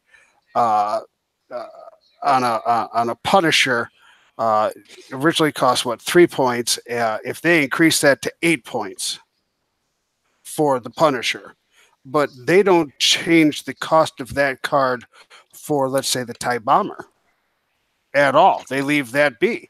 They can adjust the card's weight per ship as opposed to saying, oh, we got to get rid of the slot. We can just cost it out so that, it costs 12 points to run a sensor onto Redline. I mean, if you're actually that desperate enough that you really need to have that 12 points be spent, well, then go to it. But you're going to lose that out on the end because you're only going to have 200 points for your entire squad, period, exclamation point, for now. Yeah, we'll have to see going forward if they are going to, because they said it is possible to eventually make upgrade per ship be different, as we've seen with the mod slots and some of the ship specific, like expert handling is a talent, but that's different per ship size. So we'll have to see going forward if they're willing to expand that further. So, I mean, there's going to be a lot of ifs, ands, or buts coming up because we honestly really don't know what FFG is capable of doing, what it wants to do, or anything. We just don't have that information yet until January. Or secretly, how hampered are they by how the people who make the app do? Well, there's another big thing right there. I mean, is the app going to be as robust as what was originally promised? We don't know. Because the more complicated we get all these points set up, the more we're trusting the app to work correctly. Because what'll be interesting is when Wave 2 comes out, are they going to give us another PDF of all those points? Or are they going to put it all on the app and hope that they're all correct? PDF. What they've said is only the PDF is the Almighty God, is how they've written it into Okay, the so they event have rules. said going forward there will always be a PDF available. Well, Yeah, they said that a this is couple what I times. know for certain, gentlemen. When computers came out, when I was a bit younger than I am right now, we were going to go to a paperless society where we would never need to write anything down on paper ever again. How many people own printers? We're I always still Yo, Yeah, okay. So, FFG can say all they want that, oh, we're going to be going to, complete app-based applications for this game.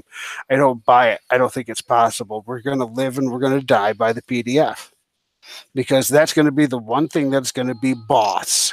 That is the hard copy of hard copies. And they're not going to be able to get away with it. Yeah, but how many people use the PDF to list build? Nah, they just use Yasby or one of the apps. Well, if Yasby wasn't there, and if other people didn't make those squad builders, I had them printed, ready to just do stuff immediately. Oh yeah, we did. It's just the community has enough skilled individuals to compensate for, cutting costs. Well, honestly, though, Mark, I liked building lists by hand. It was calm. It was relaxing to sit there and do list building for hours at a time with all my stuff. It was you flip through the cards, you read them, you learn them.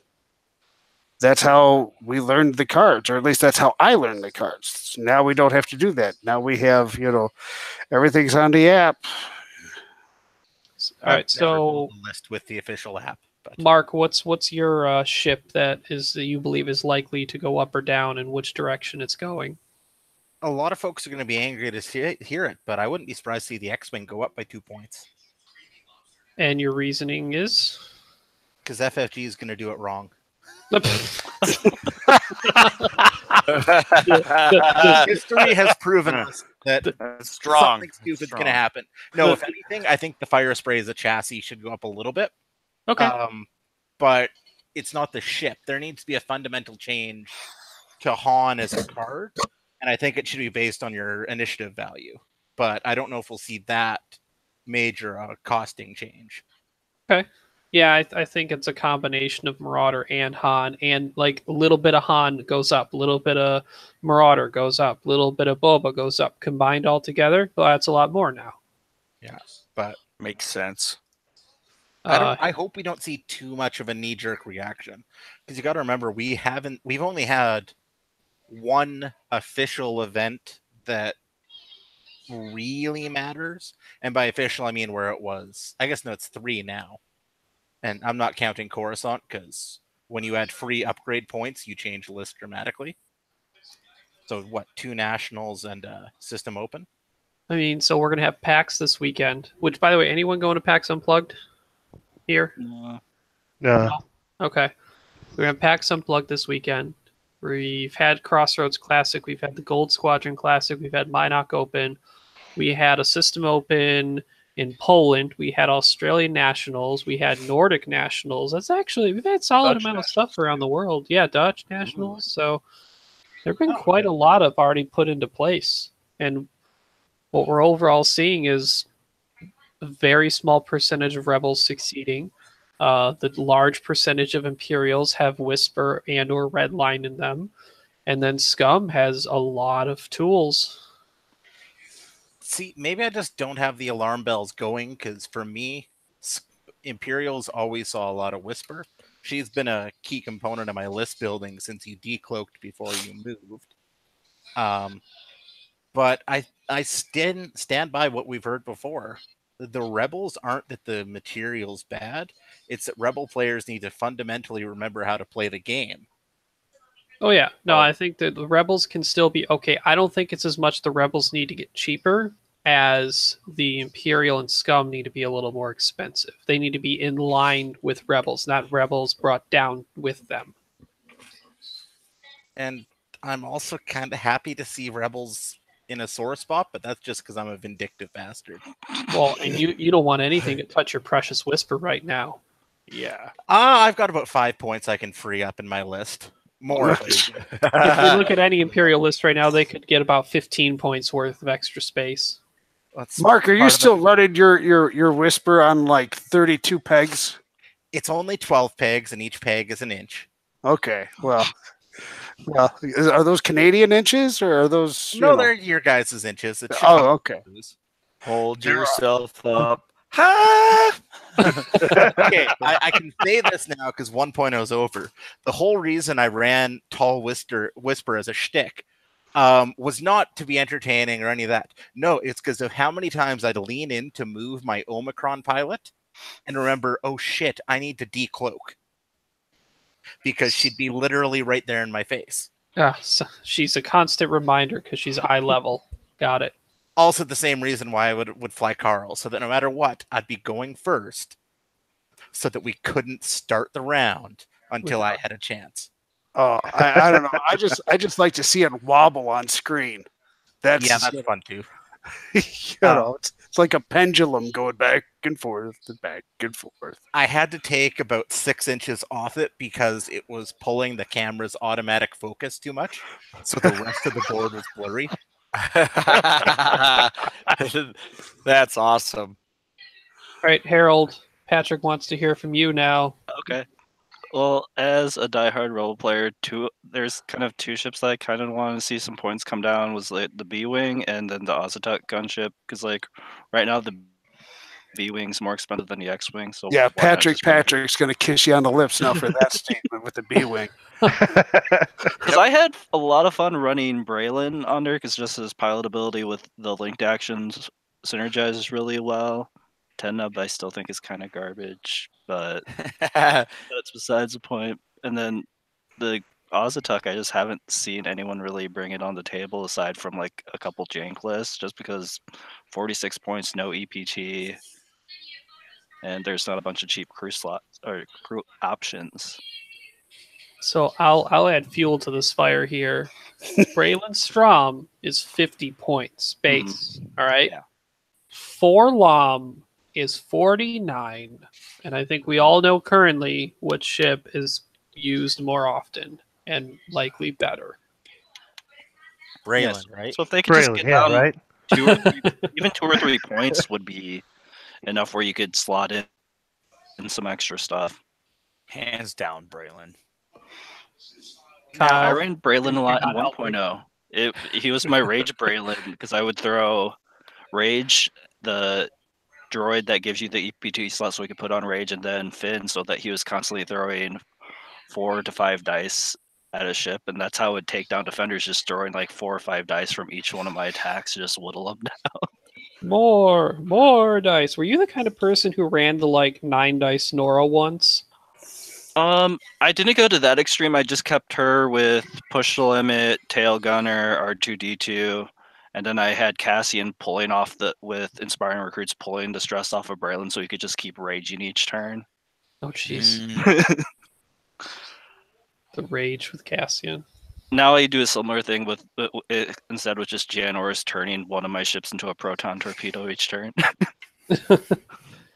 So, I think Paylob needs to go up in points. Potentially the Moldy Crow title. Yeah, which even at 12 points right now, it's like there's no reason not to equip it. Yeah, I think that Moldy Crow title alone, like you're adding a whole nother arc to pretty much every ability every Hawk has. Yeah, especially with Paylob. And it's 3 dice. It's multiplying that ship's ability technically by a whole 100 more percent because it's a whole nother arc. Yeah, and around like all the European events, and Rebels have been doing okay-ish on there. So it's like the Rebels aren't inherently bad. There's not enough people, especially in the U.S., running Rebels, because you've got easier options with Scum and Imperials. Yeah, Janors is actually good for Rebels right now, but it's like should I run Jan Ors in Rebels, or should I just run Paylob in Scum when more of the points seem to line up better? Because she's in Scum? expensive once you she's in the 60-point range when you get that and Jin or so on there. Yeah, Jan Ors with Moldy But Crows. people seem to ignore her 54. most of the time. Paylob with Moldy Crows just 50, so 4 points more for Jan. Which, I mean, she's I5, so if you're going to boost, you have more board awareness.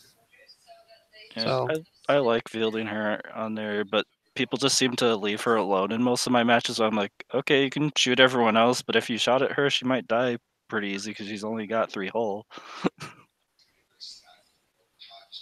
all right. Kyle, what do you think? What do we want to move on to next? I got a couple ideas, but if you got one, I'm willing to go off of whatever you want to do. I'm going to cut in for a second and just kind of laugh. And not laugh at you, Harold, but just at the prospect we're at. Can you imagine how much people would have loved a 2-point cost reduction on Lorwick in 1.0? Oh, and that's the equivalent we've got now, and it's unplayable. I think it shows how well they do combo wing. I was thinking that when he said it, I'm not going to lie. So, well, as soon as Lorwick came out, I switched from Rebels to Imperials during that dark time of Lorwick running around everywhere because I didn't want to be that person. Yeah. He was so bad. So, although I was the killer of Lorix with Ezra, Nim, and Bob, I did end up using Lorick with a 4-ship Rebel squad at U.S. Nationals. No, Finch. Get it right. It wasn't Finch earlier. That's the 1.0 realm. I'm happy not seeing the gunship on the board, but that's just because I'm still traumatized. At Worlds, I was undefeated if my opponent didn't bring a gunship, but I got tabled 3 times in 6 games. Oh, Jesus. Ow. But everyone that beat me won dice. Oh, okay. So they were all in the top 32. Yeah, so I can't really complain. I had the only person who had a stronger strength of schedule than me was Duncan. Oh, Jesus. Coming out of day 1. All right. Duncan. But man, did I get my ass handed to me. So I gotta say something here. Totally on a tangent. So I am leaving Sunday for Delray Beach, Florida, because I'm going to spend 5 days in Delray Beach with my wife for our anniversary / she's working trip. If there's anybody in the OCX world that lives anywhere near Delray Beach, please personal message me. Let's see if we can't hook up for a game or two. Or if you have any information in Delray Beach where I can find a game shot to play at, please message me, because the internet has brought me nothing so far. Your wife is going to let you do that on the anniversary vacation? He's got 5 days. I've got 5 days, and she's tired after 2. Let's face it. It don't matter where you're at. If you were with a person you've been with for a trillion years, by the 3rd day, you're looking at each other going, now what? I don't know. What do you want to do? I don't know. What do you want to do? She's going down for her work. She's got classes that she has to attend down there. It just happens to be our anniversary week. And she was like, hey, we could spend some of our frequent flyer miles and I can get you down there for $23. And I'm like, okay. So I'm going down to Florida. So it's like, if anybody's got, information on that area, please. He's got his French Speedo waiting. I am not wearing that. that not only would that be illegal in public, but it might scare fish and small crustaceans in the water. Meet me on the beach in my Speedo, and we'll play a game of X-Wing. You've not seen this body in 3D. Ryan has, and it's scary. It's not pretty, guys. Okay, So, but like I say, if anybody's got anything down that area, please give me a holler and let me know, and hopefully we can hook up. Hook up with you with his Speedo. No, not the Speedo. Yeah. Oh, the Speedo is now optional. Mark, for you it like is. Mark, if you want to come on over to Michigan, I guess I'll take my Speedo out of the closet for you. I knew you had one. See? Okay. You just struck me as a Speedo man. It's Terrible. it's gold. Yes. He likes gold. That's how I met his wife. He was walking down that beach many years ago. Well, with the I had cuffs most on and a confidence. bow tie. You know, Like, I was a Chippendale for a long time. he's like, look, I sparkle.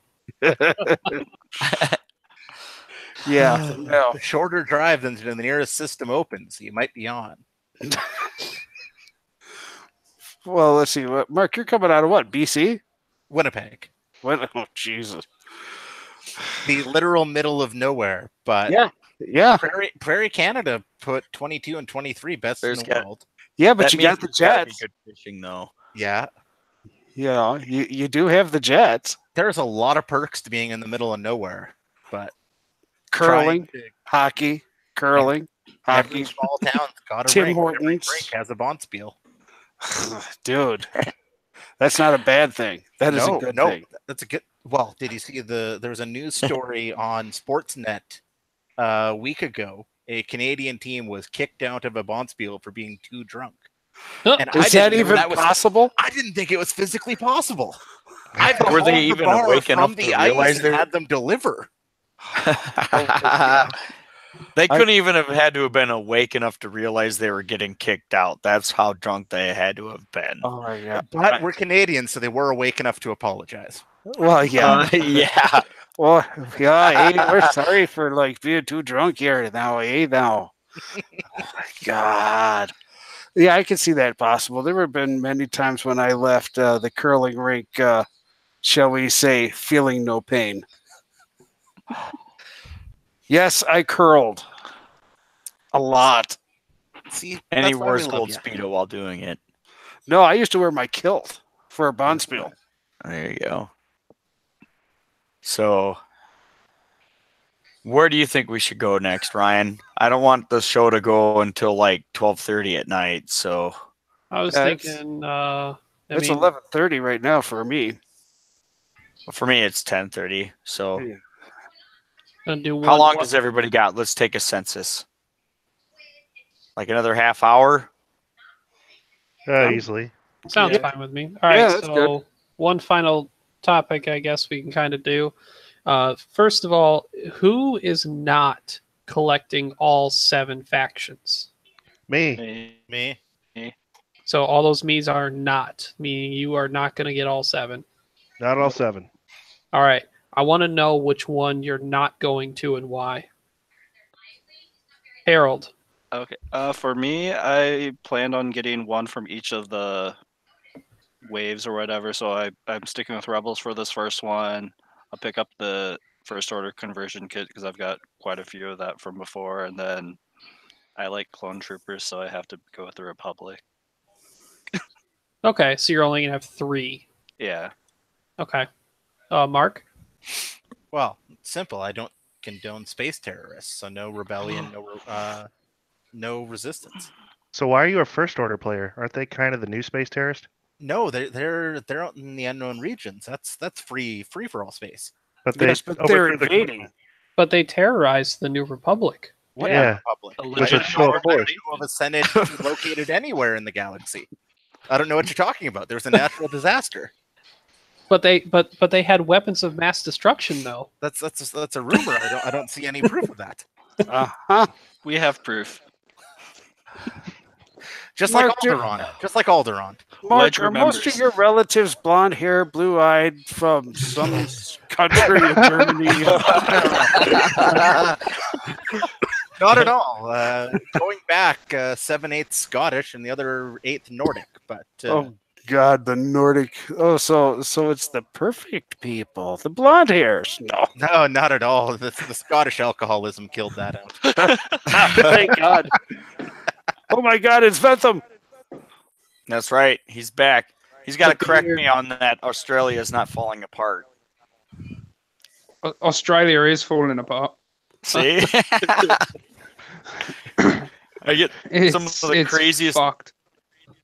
I get some of the craziest news feeds every morning. I come to sit down and wake up before I get ready for work, and I'm just looking at all these different news feeds. I gave Abby crap the other day too, because it's like, well, there's strange, peculiar bushfires going on in Australia. There's needle-infested strawberries. They have a giant cow that's too big to be slaughtered. And I'm just like, what the hell's going on down there? Don't forget the spiders. Oh God. Oh yeah, The there's spiders a are massive. fine. Yeah, the spiders are fine. You guys, They've been- Spiders are friendly. We sleep with Ah, our they're spiders. friendly, We man. like it when they lay their eggs in us. It's great. Huh.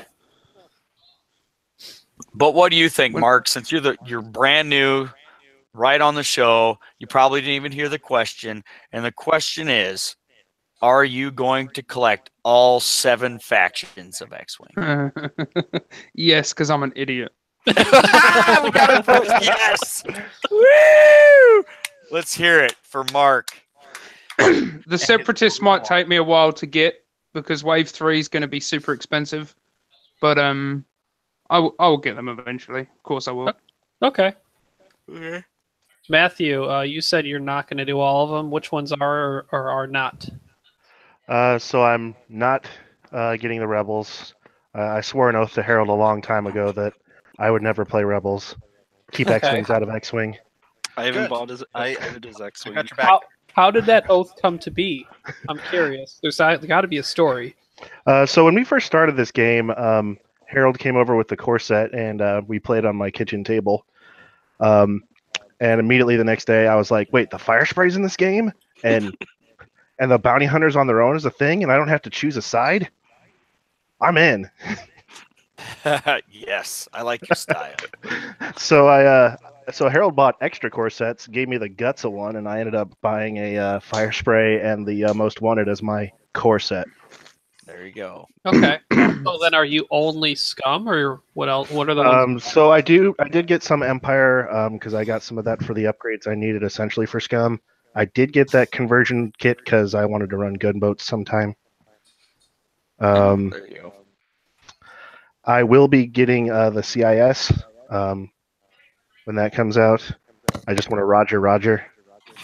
Mm-hmm. But I won't be getting I'll have a First Order or tranquilizer Resistance gun or with Republic. me.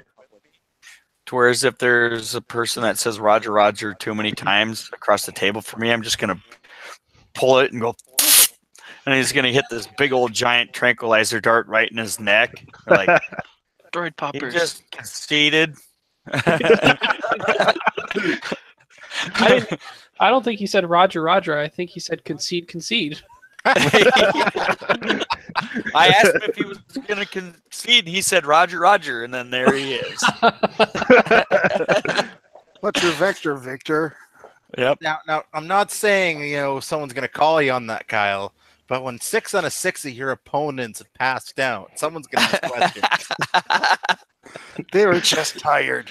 I'll slip So when I an come to, can I yell OCX judge? I'll slip an OCX labeled shot glass to the other side of the table and be like, "He can't hold his liquor." Oh shit! OP wouldn't even question you on that. Yeah, I know. So, Kyle, are you still 100% Scum, or you got some other things you're going to look at? Okay. I dabbled in Empire a little bit when I was getting bored with the stuff there for the longest time. Basically, the tugboat expansion of Scum and Villainy. And then the Kimagia came out and everything was fine. But I started experimenting with The harder the drugs. Empire and a little bit of the First Order, and I can tell you that I am definitely not going down that road with either the First Order or the Empire.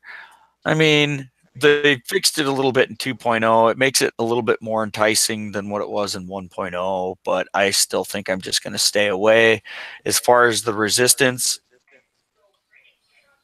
I don't think I'm going to go down that road either. Rebels. I had the Rebel conversion kit in hand when I went to Gen Con, and I actually did buy it, but then I had changed my mind and sold it to a friend so he wouldn't have to stand in line because I changed my mind that I didn't want it. So I might eventually get the Rebels just because I have so many Rebel ships that I wouldn't mind converting. But what really has my interest is I love clones. So I'm with Harold on this one. When I watched Clone Wars and the original movies with just how I just loved it, how they would come out of the drop ship and just they'd have the one big gunner guy and they were running around. I just loved them. So I might give them a shot, but that has nothing to do with them actually being the pilots of the ship, but it does in my brain because I think it's important. Hey, And then I might try some of the droids too, just to see what that's like because they're new. And if I don't like it, then I don't have to dabble in it too long. okay. Robert, I think you're always in the boat of buy everything by lots. Yeah, pretty much. But I'm okay. I'm a completionist. I like having 3 of everything. It just is. But I also use my whole thing as a library to anybody who comes into the shop and wants to play. So I've never minded lending out ships and things like that. I'm really, really, really interested to play the Republic ships. I think that's going to be a lot of fun. I don't, droids, but to get the clone pilots in the ARC, that'll be fun. I think. And Garbage ship. You take that back. excuse me. But I think it'll be great. And like I say, 7 factions. 7's not too many. 15 might be. Probably not. But 7, I don't think 7 is bad. I think it'll be a lot of fun. I just wonder how they're going to have all this new scum ships that are going to be flying against droid ships. How do you equate that out? Because they don't want to mix the factions. So that'll be interesting. Yeah, I'm really curious if maybe eventually Scum gets a little bit of a split up because so much of it can still be existed in that faction from multiple eras. Mm-hmm. Well, if you think about it, then they're able to come out with a ship, no problem for Scum. You see what I'm saying? They're not going to have to reach for the stars to try to come out with one Resistance fighter, one Rebel fighter, one Republic fighter, one First Order fighter, one Empire fighter, one droid fighter. Scum and Villainy, for what I think they're good. But the only thing I think they could probably do with Scum and Villainy is make a Black Sun faction. Like you actually have your bounty hunters, and then you have your, what do you call it? Your cartels. I was just yeah, and I mean, either bounty hunters or crime syndicates. And I mean, how many different? They mentioned 2 different crime syndicates in Solo alone. There was Black Sun, and then that other syndicate. So there was the Crimson Dawn. Dawn, yeah. Thank you. Yeah.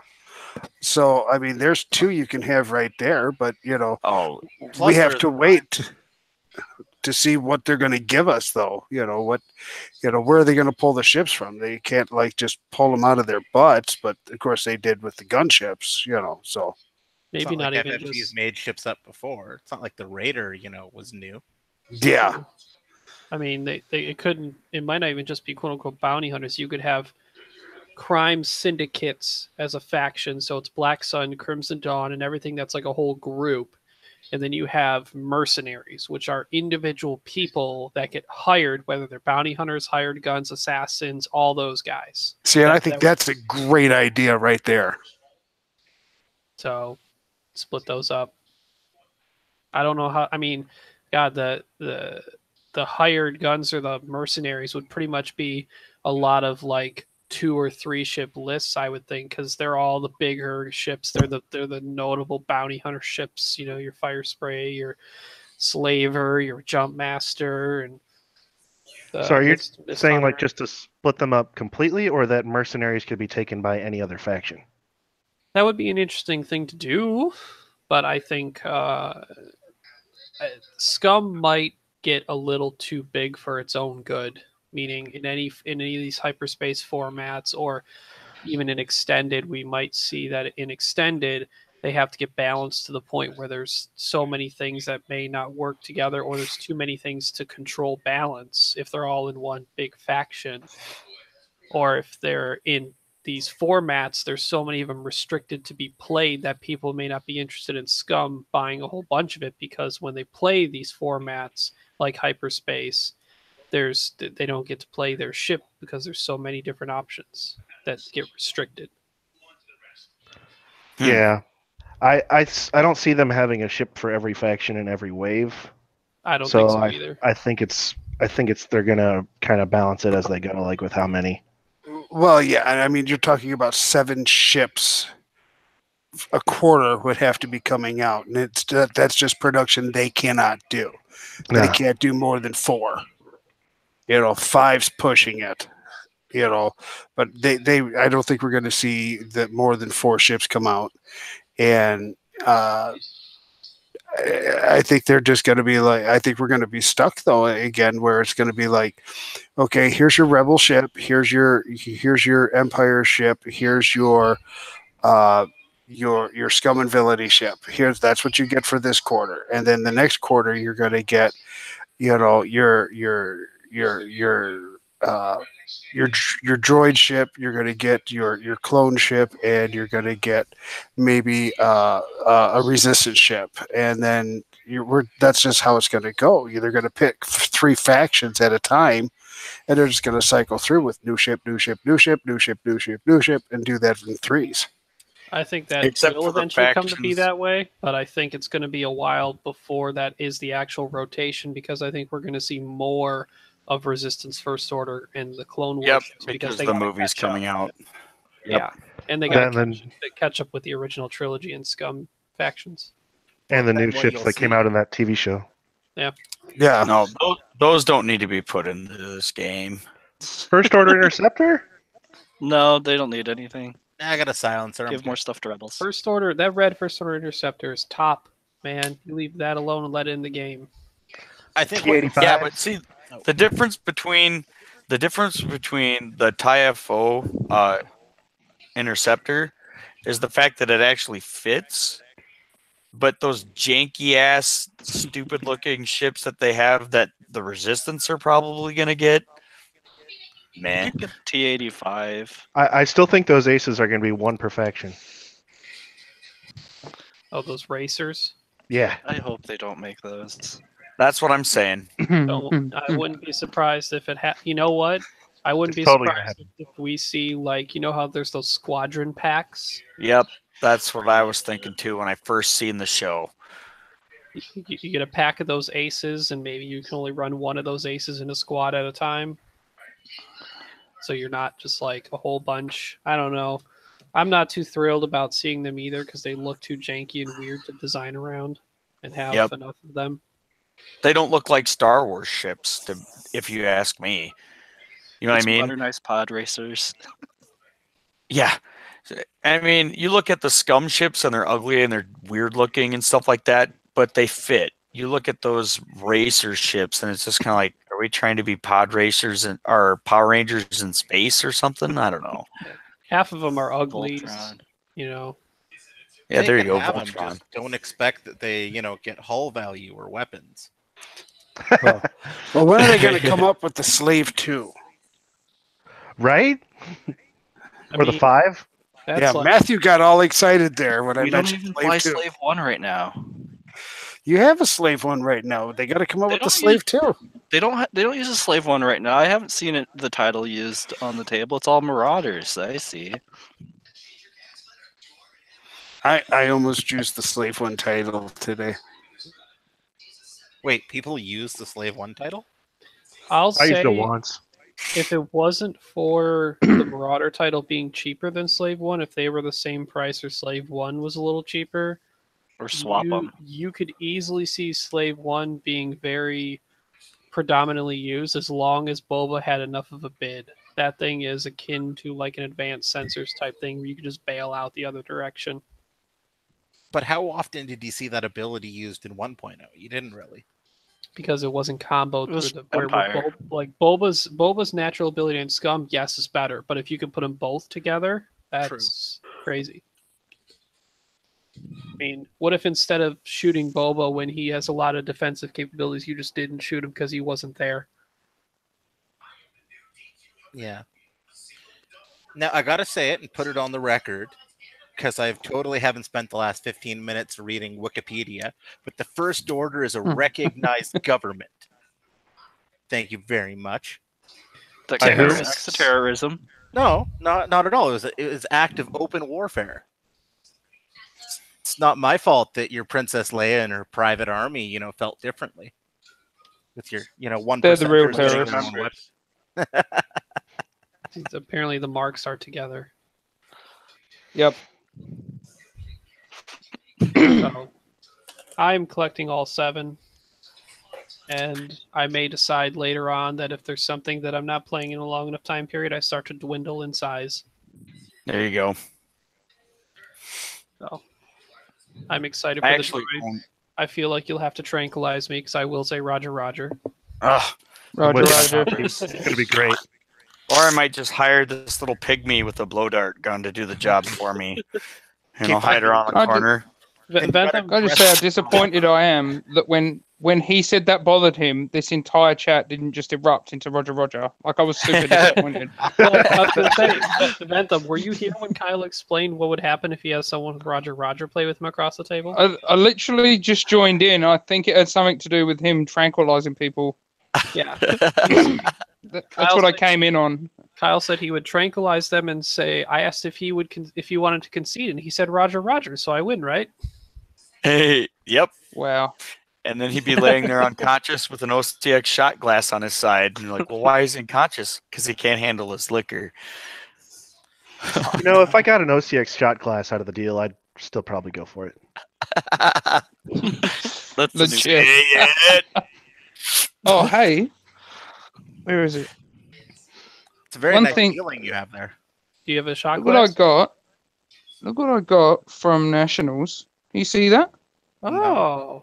That is a wedge alt art. That is a beer coaster. What? How fucking amazing is that?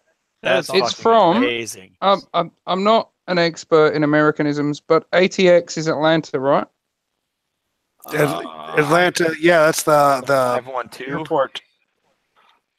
512. Yeah. Oh yeah, 500. Yeah, those guys. We missed a trick by not doing this.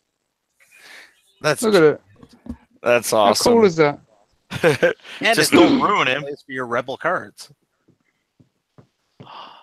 I don't play Wedge anyway. Yeah. Don't be hating on Wedge. I don't hate Wedge. I just don't play Rebels. Yep. I was talking to the other mark of not hating on Wedge, the Imperial Sympathizer, and now he dropped. And Who? Mark Stewart has left the building. He might come back. He's still He here, left isn't he? once before. He left. He left the chat for a sec. He might be right back. He left once. Yeah, he's got to go apologize or something. He's Canadian. So, Mark Bentham, I want to know, what was the average look the people gave you when you put down a 151-point squad at Australian Nationals? So the funny thing is, there was one guy who didn't even realize. Like, I showed him what I had. I was just like, yeah, I got Daredevil Ryad with advanced sensors and an Alpha with stealth device and afterburners. And he goes, oh, I'm guessing you've got initiative then. And I was like, well, you have it, but yes, I do get to choose. And it wasn't until the game was over that he actually asked like how many points he had. And I was like, man, that Ryad is now like 150 points. And he's like, what do you mean? I was like, yeah, it's 151 points. of ship. She's 101 points.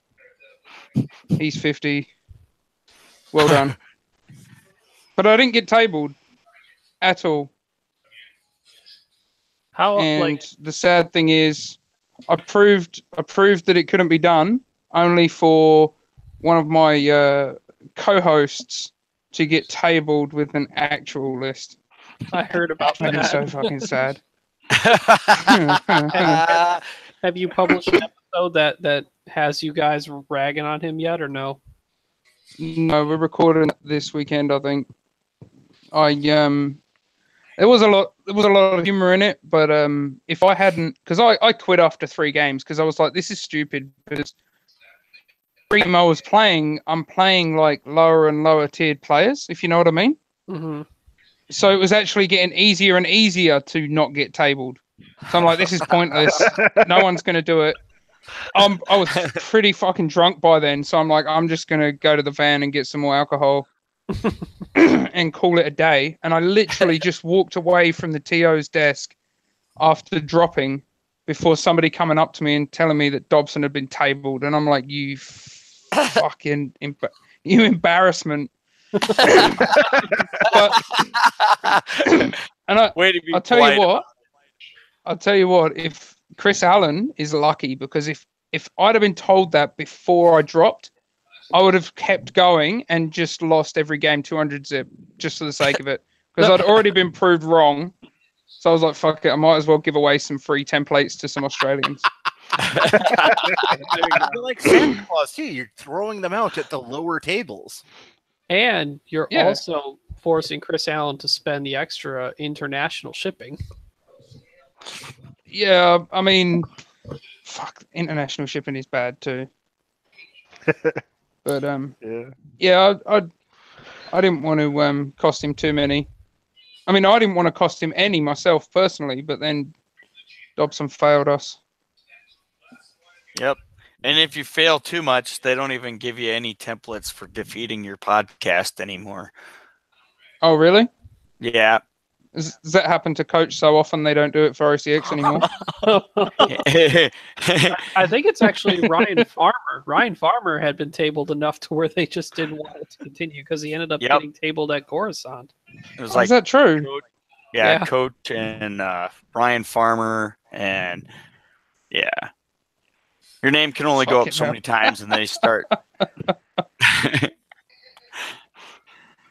Oh man. Yeah, my name is not going to be immortalized in acrylic ever. I have yet to have anybody get a 200 no on me, to whereas they get acrylic templates from the crates. So that was the embarrassing question when somebody goes to me at Worlds. He goes, "So you stream? Do you count as a podcast?" I sure hope not. Well, you're on the show now. Everybody that's a part of the OCX group actually qualified. Because when you associate with OCX, you are the radio show. So there you go. I did tell everybody that AJ counted because we did 2.0 a couple of days beforehand. Yeah, damn right. But, you know, nobody was tabling her. I was gonna say, Hey, Mark, I got a question about the show last week. Jesus. Was I there at the end? Have you listened back to it, man? Have you listened back to it? No. Has anybody listened to last week's show? Not the cut version, no. Oh my fucking god! Just go listen to the first 5 minutes. Did I stay for the story? Whole show, Mark?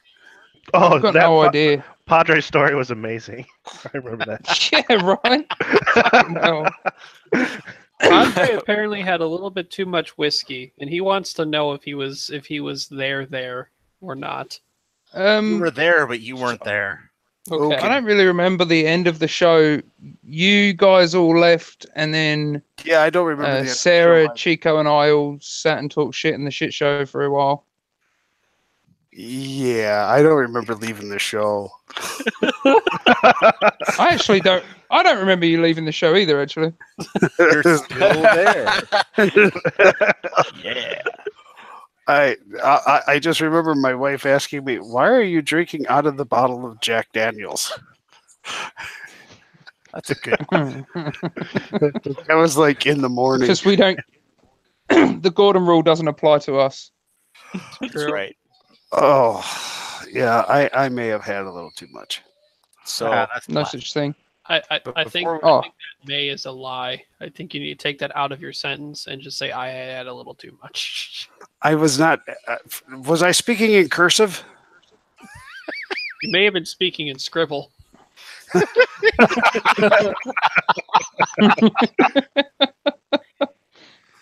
It's a little less fancy and a little more blah blah blah. blah. I don't know. I Isn't should it always? Yeah. I should really listen to it. I mean, yes and no. Okay. There's a good side and a bad side to going back. It's like scrolling up in a big group chat. It's not worth it sometimes. Is it really worth it? That story about Ketch went on way longer than I remembered. I should have shouted at you way sooner. I wanted to hear the end. Was there an end? I think they cut him off. I was waiting. I cut him off, and for good reason. For good reason. Well, it was just watching in amazement. It was just as Ketch was about to come back to the States.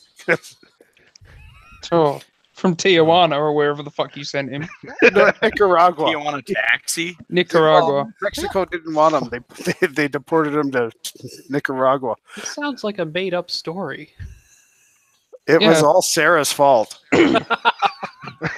No, I shit you not. At one point, Ketch was turned into an Aryan Adonis. Yeah. My God, Oh, Yeah, that happened. fucking hell. Okay, I need the timestamp for when this story started. Oh, it's the very beginning of the Okay. podcast. Yeah, It's almost immediately after the intros because AJ finishes the intros and then asks where Ketch is.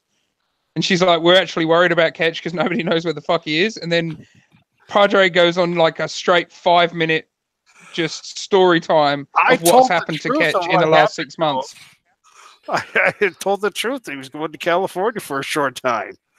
And then Yeah, Sarah so said, what you're saying is 3 seconds of your 5 minutes was true. well, but Sarah said, well, that's really boring. You had a chance to make up a story. And then and then the whiskey took over. I was like, let loose the dogs of hell. And I went to town. And then Bentham was like, "No, story time over." I was impressed. I let him go for a long time, man. Because we were all just cracking up. And then I'm like, this is like, we've actually started the show. We're doing the intros. This is actually going to be on the episode. We have to stop now. And then Well, wait a one second. of them came I'm back to reality. Montana probably edited that out.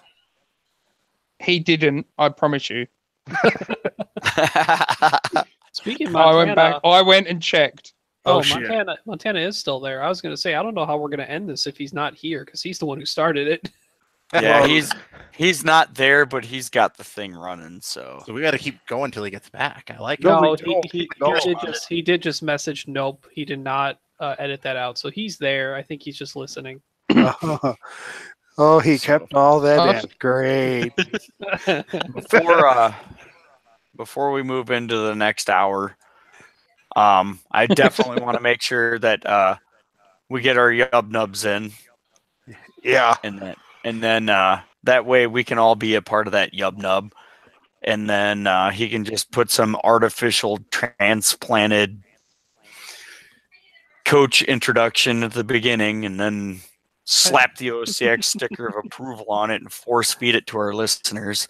I was pretty sure that he wasn't going to make this into a podcast anyway. It was just going to be live, exclusive only.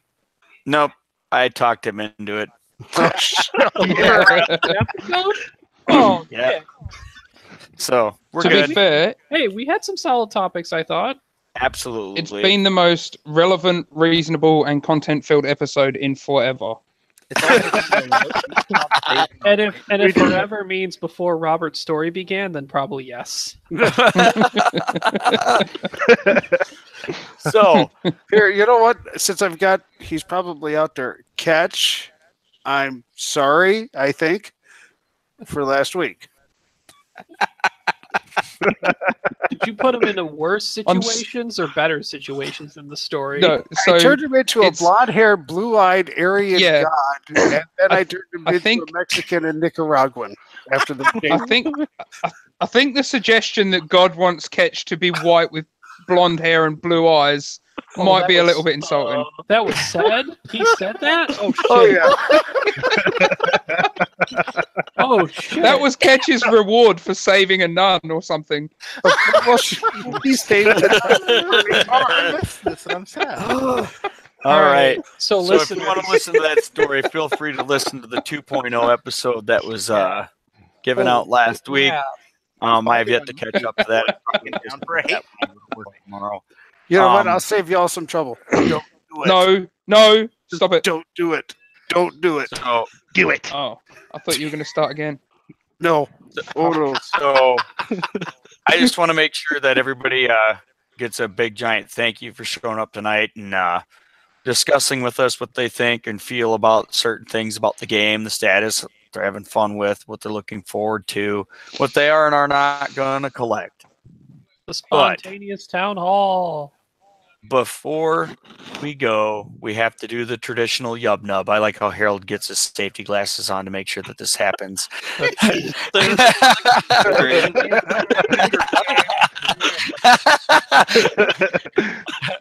I'm expecting big things, Harold. Don't let me down. God damn it. So- We want to jump on everyone. Don't Start let left. So 1, 2, 3, yub nub. Nub, nub, nub, nub. Yub nub. nub. Ooh la la.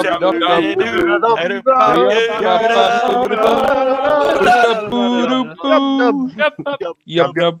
Yub nub. Ba-da-ba-da-ba. All right. Eating stormtroopers because they're cannibals. They're delicious. I eat The meat is nothing succulent. but white meat. The workout they put them through in the Empire makes them extra tasty. Hey, Like just the remember young what that ones means where, that taste just Leia's like veal. costume came from. What's that? Just remember that means Leia's costume came from, the appetizer. Yeah.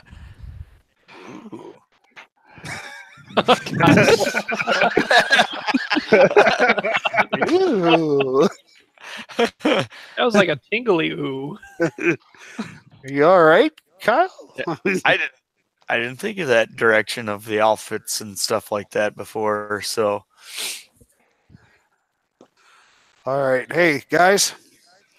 I'm going to bow out gracefully this evening because I got stuff to do early in the morning.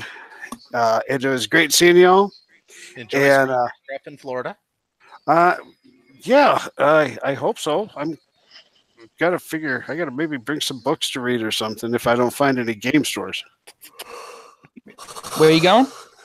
Delray Beach, Florida. Oh, he's gonna bring books. I'm what? going to go spend some time with your people. Everyone say hi to my cat. Hi, cat. Hi. Jesus, Hello. that's scary. I'm evil cat. Very fluffy. I am Very taking cute. over the world. Nope, they're only taking over Australia. They're actually What a is pretty big problem over there. Ryan, what is your cat's name? Oh man, My cat's name is Bugsy because when we got her, she had huge, big bug eyes, and it just immediately stuck. I can see that. She is currently now found a spot Ah, on my lap. Go. she does seem to have large It's all eyes. wrong. Yes. Meow. Oh boy, there they are. All right, guys. We'll talk to you next week or something like that, maybe. See ya. Prep the speedo, pack the books. All right, guys. Have a good one. See ya. Yep, take care. oh we didn't do shout outs. Oh well. Eh, Did you want to do shout outs? we Ah, yubbed it's a bit late. already. All right. Yeah, We yub nubbed. yep, we nubbed. I think enough of a shout out was your shaming of your co-host. Oh, there'll be plenty of that on my own episode. I promise you that. I was tempted to. Ben was talking about getting Travis on, for the next episode, and I was like, maybe we should just swap Tom with Travis and just punish Tom by not even letting him be on the episode. just fucking ban him for a week as punishment and have Travis on instead. We shall not mention. Yeah. But yeah, the Fosses are a Minoc guest exclusively, I think. Apparently. Fancy schmancy. Yeah, right. I can't remember if we had one of them on or not. It's been so long and so many episodes. Speaking of which, you haven't since I've been listening. The one of the Fosses, because I was approached by someone online that it was a writer for Game Informer, that apparently they're starting to do tabletop stuff as well, and apparently they wanted to chat with me about X-Wing because of probably where I was placed in Worlds, and I was on FFG stream, and they already talked to Simeon. And so in one point they asked about, how they had a discussion about organized play and how I think they can make it better. And I said, well, instead of making it better in where it already exists, I'd like to make it better for everyone around the world, and I would like them to have a presence in these places, and one of the big ones I mentioned was Australia. And he thought that was really an interesting perspective to take, and he wanted to talk to someone from Australia, so then I sent him specifically, like, you should talk to some of these people, and one of my list was, like, the Foss brothers. And you were not one of them, Mark. Just kidding. I think this was before. The disrespect.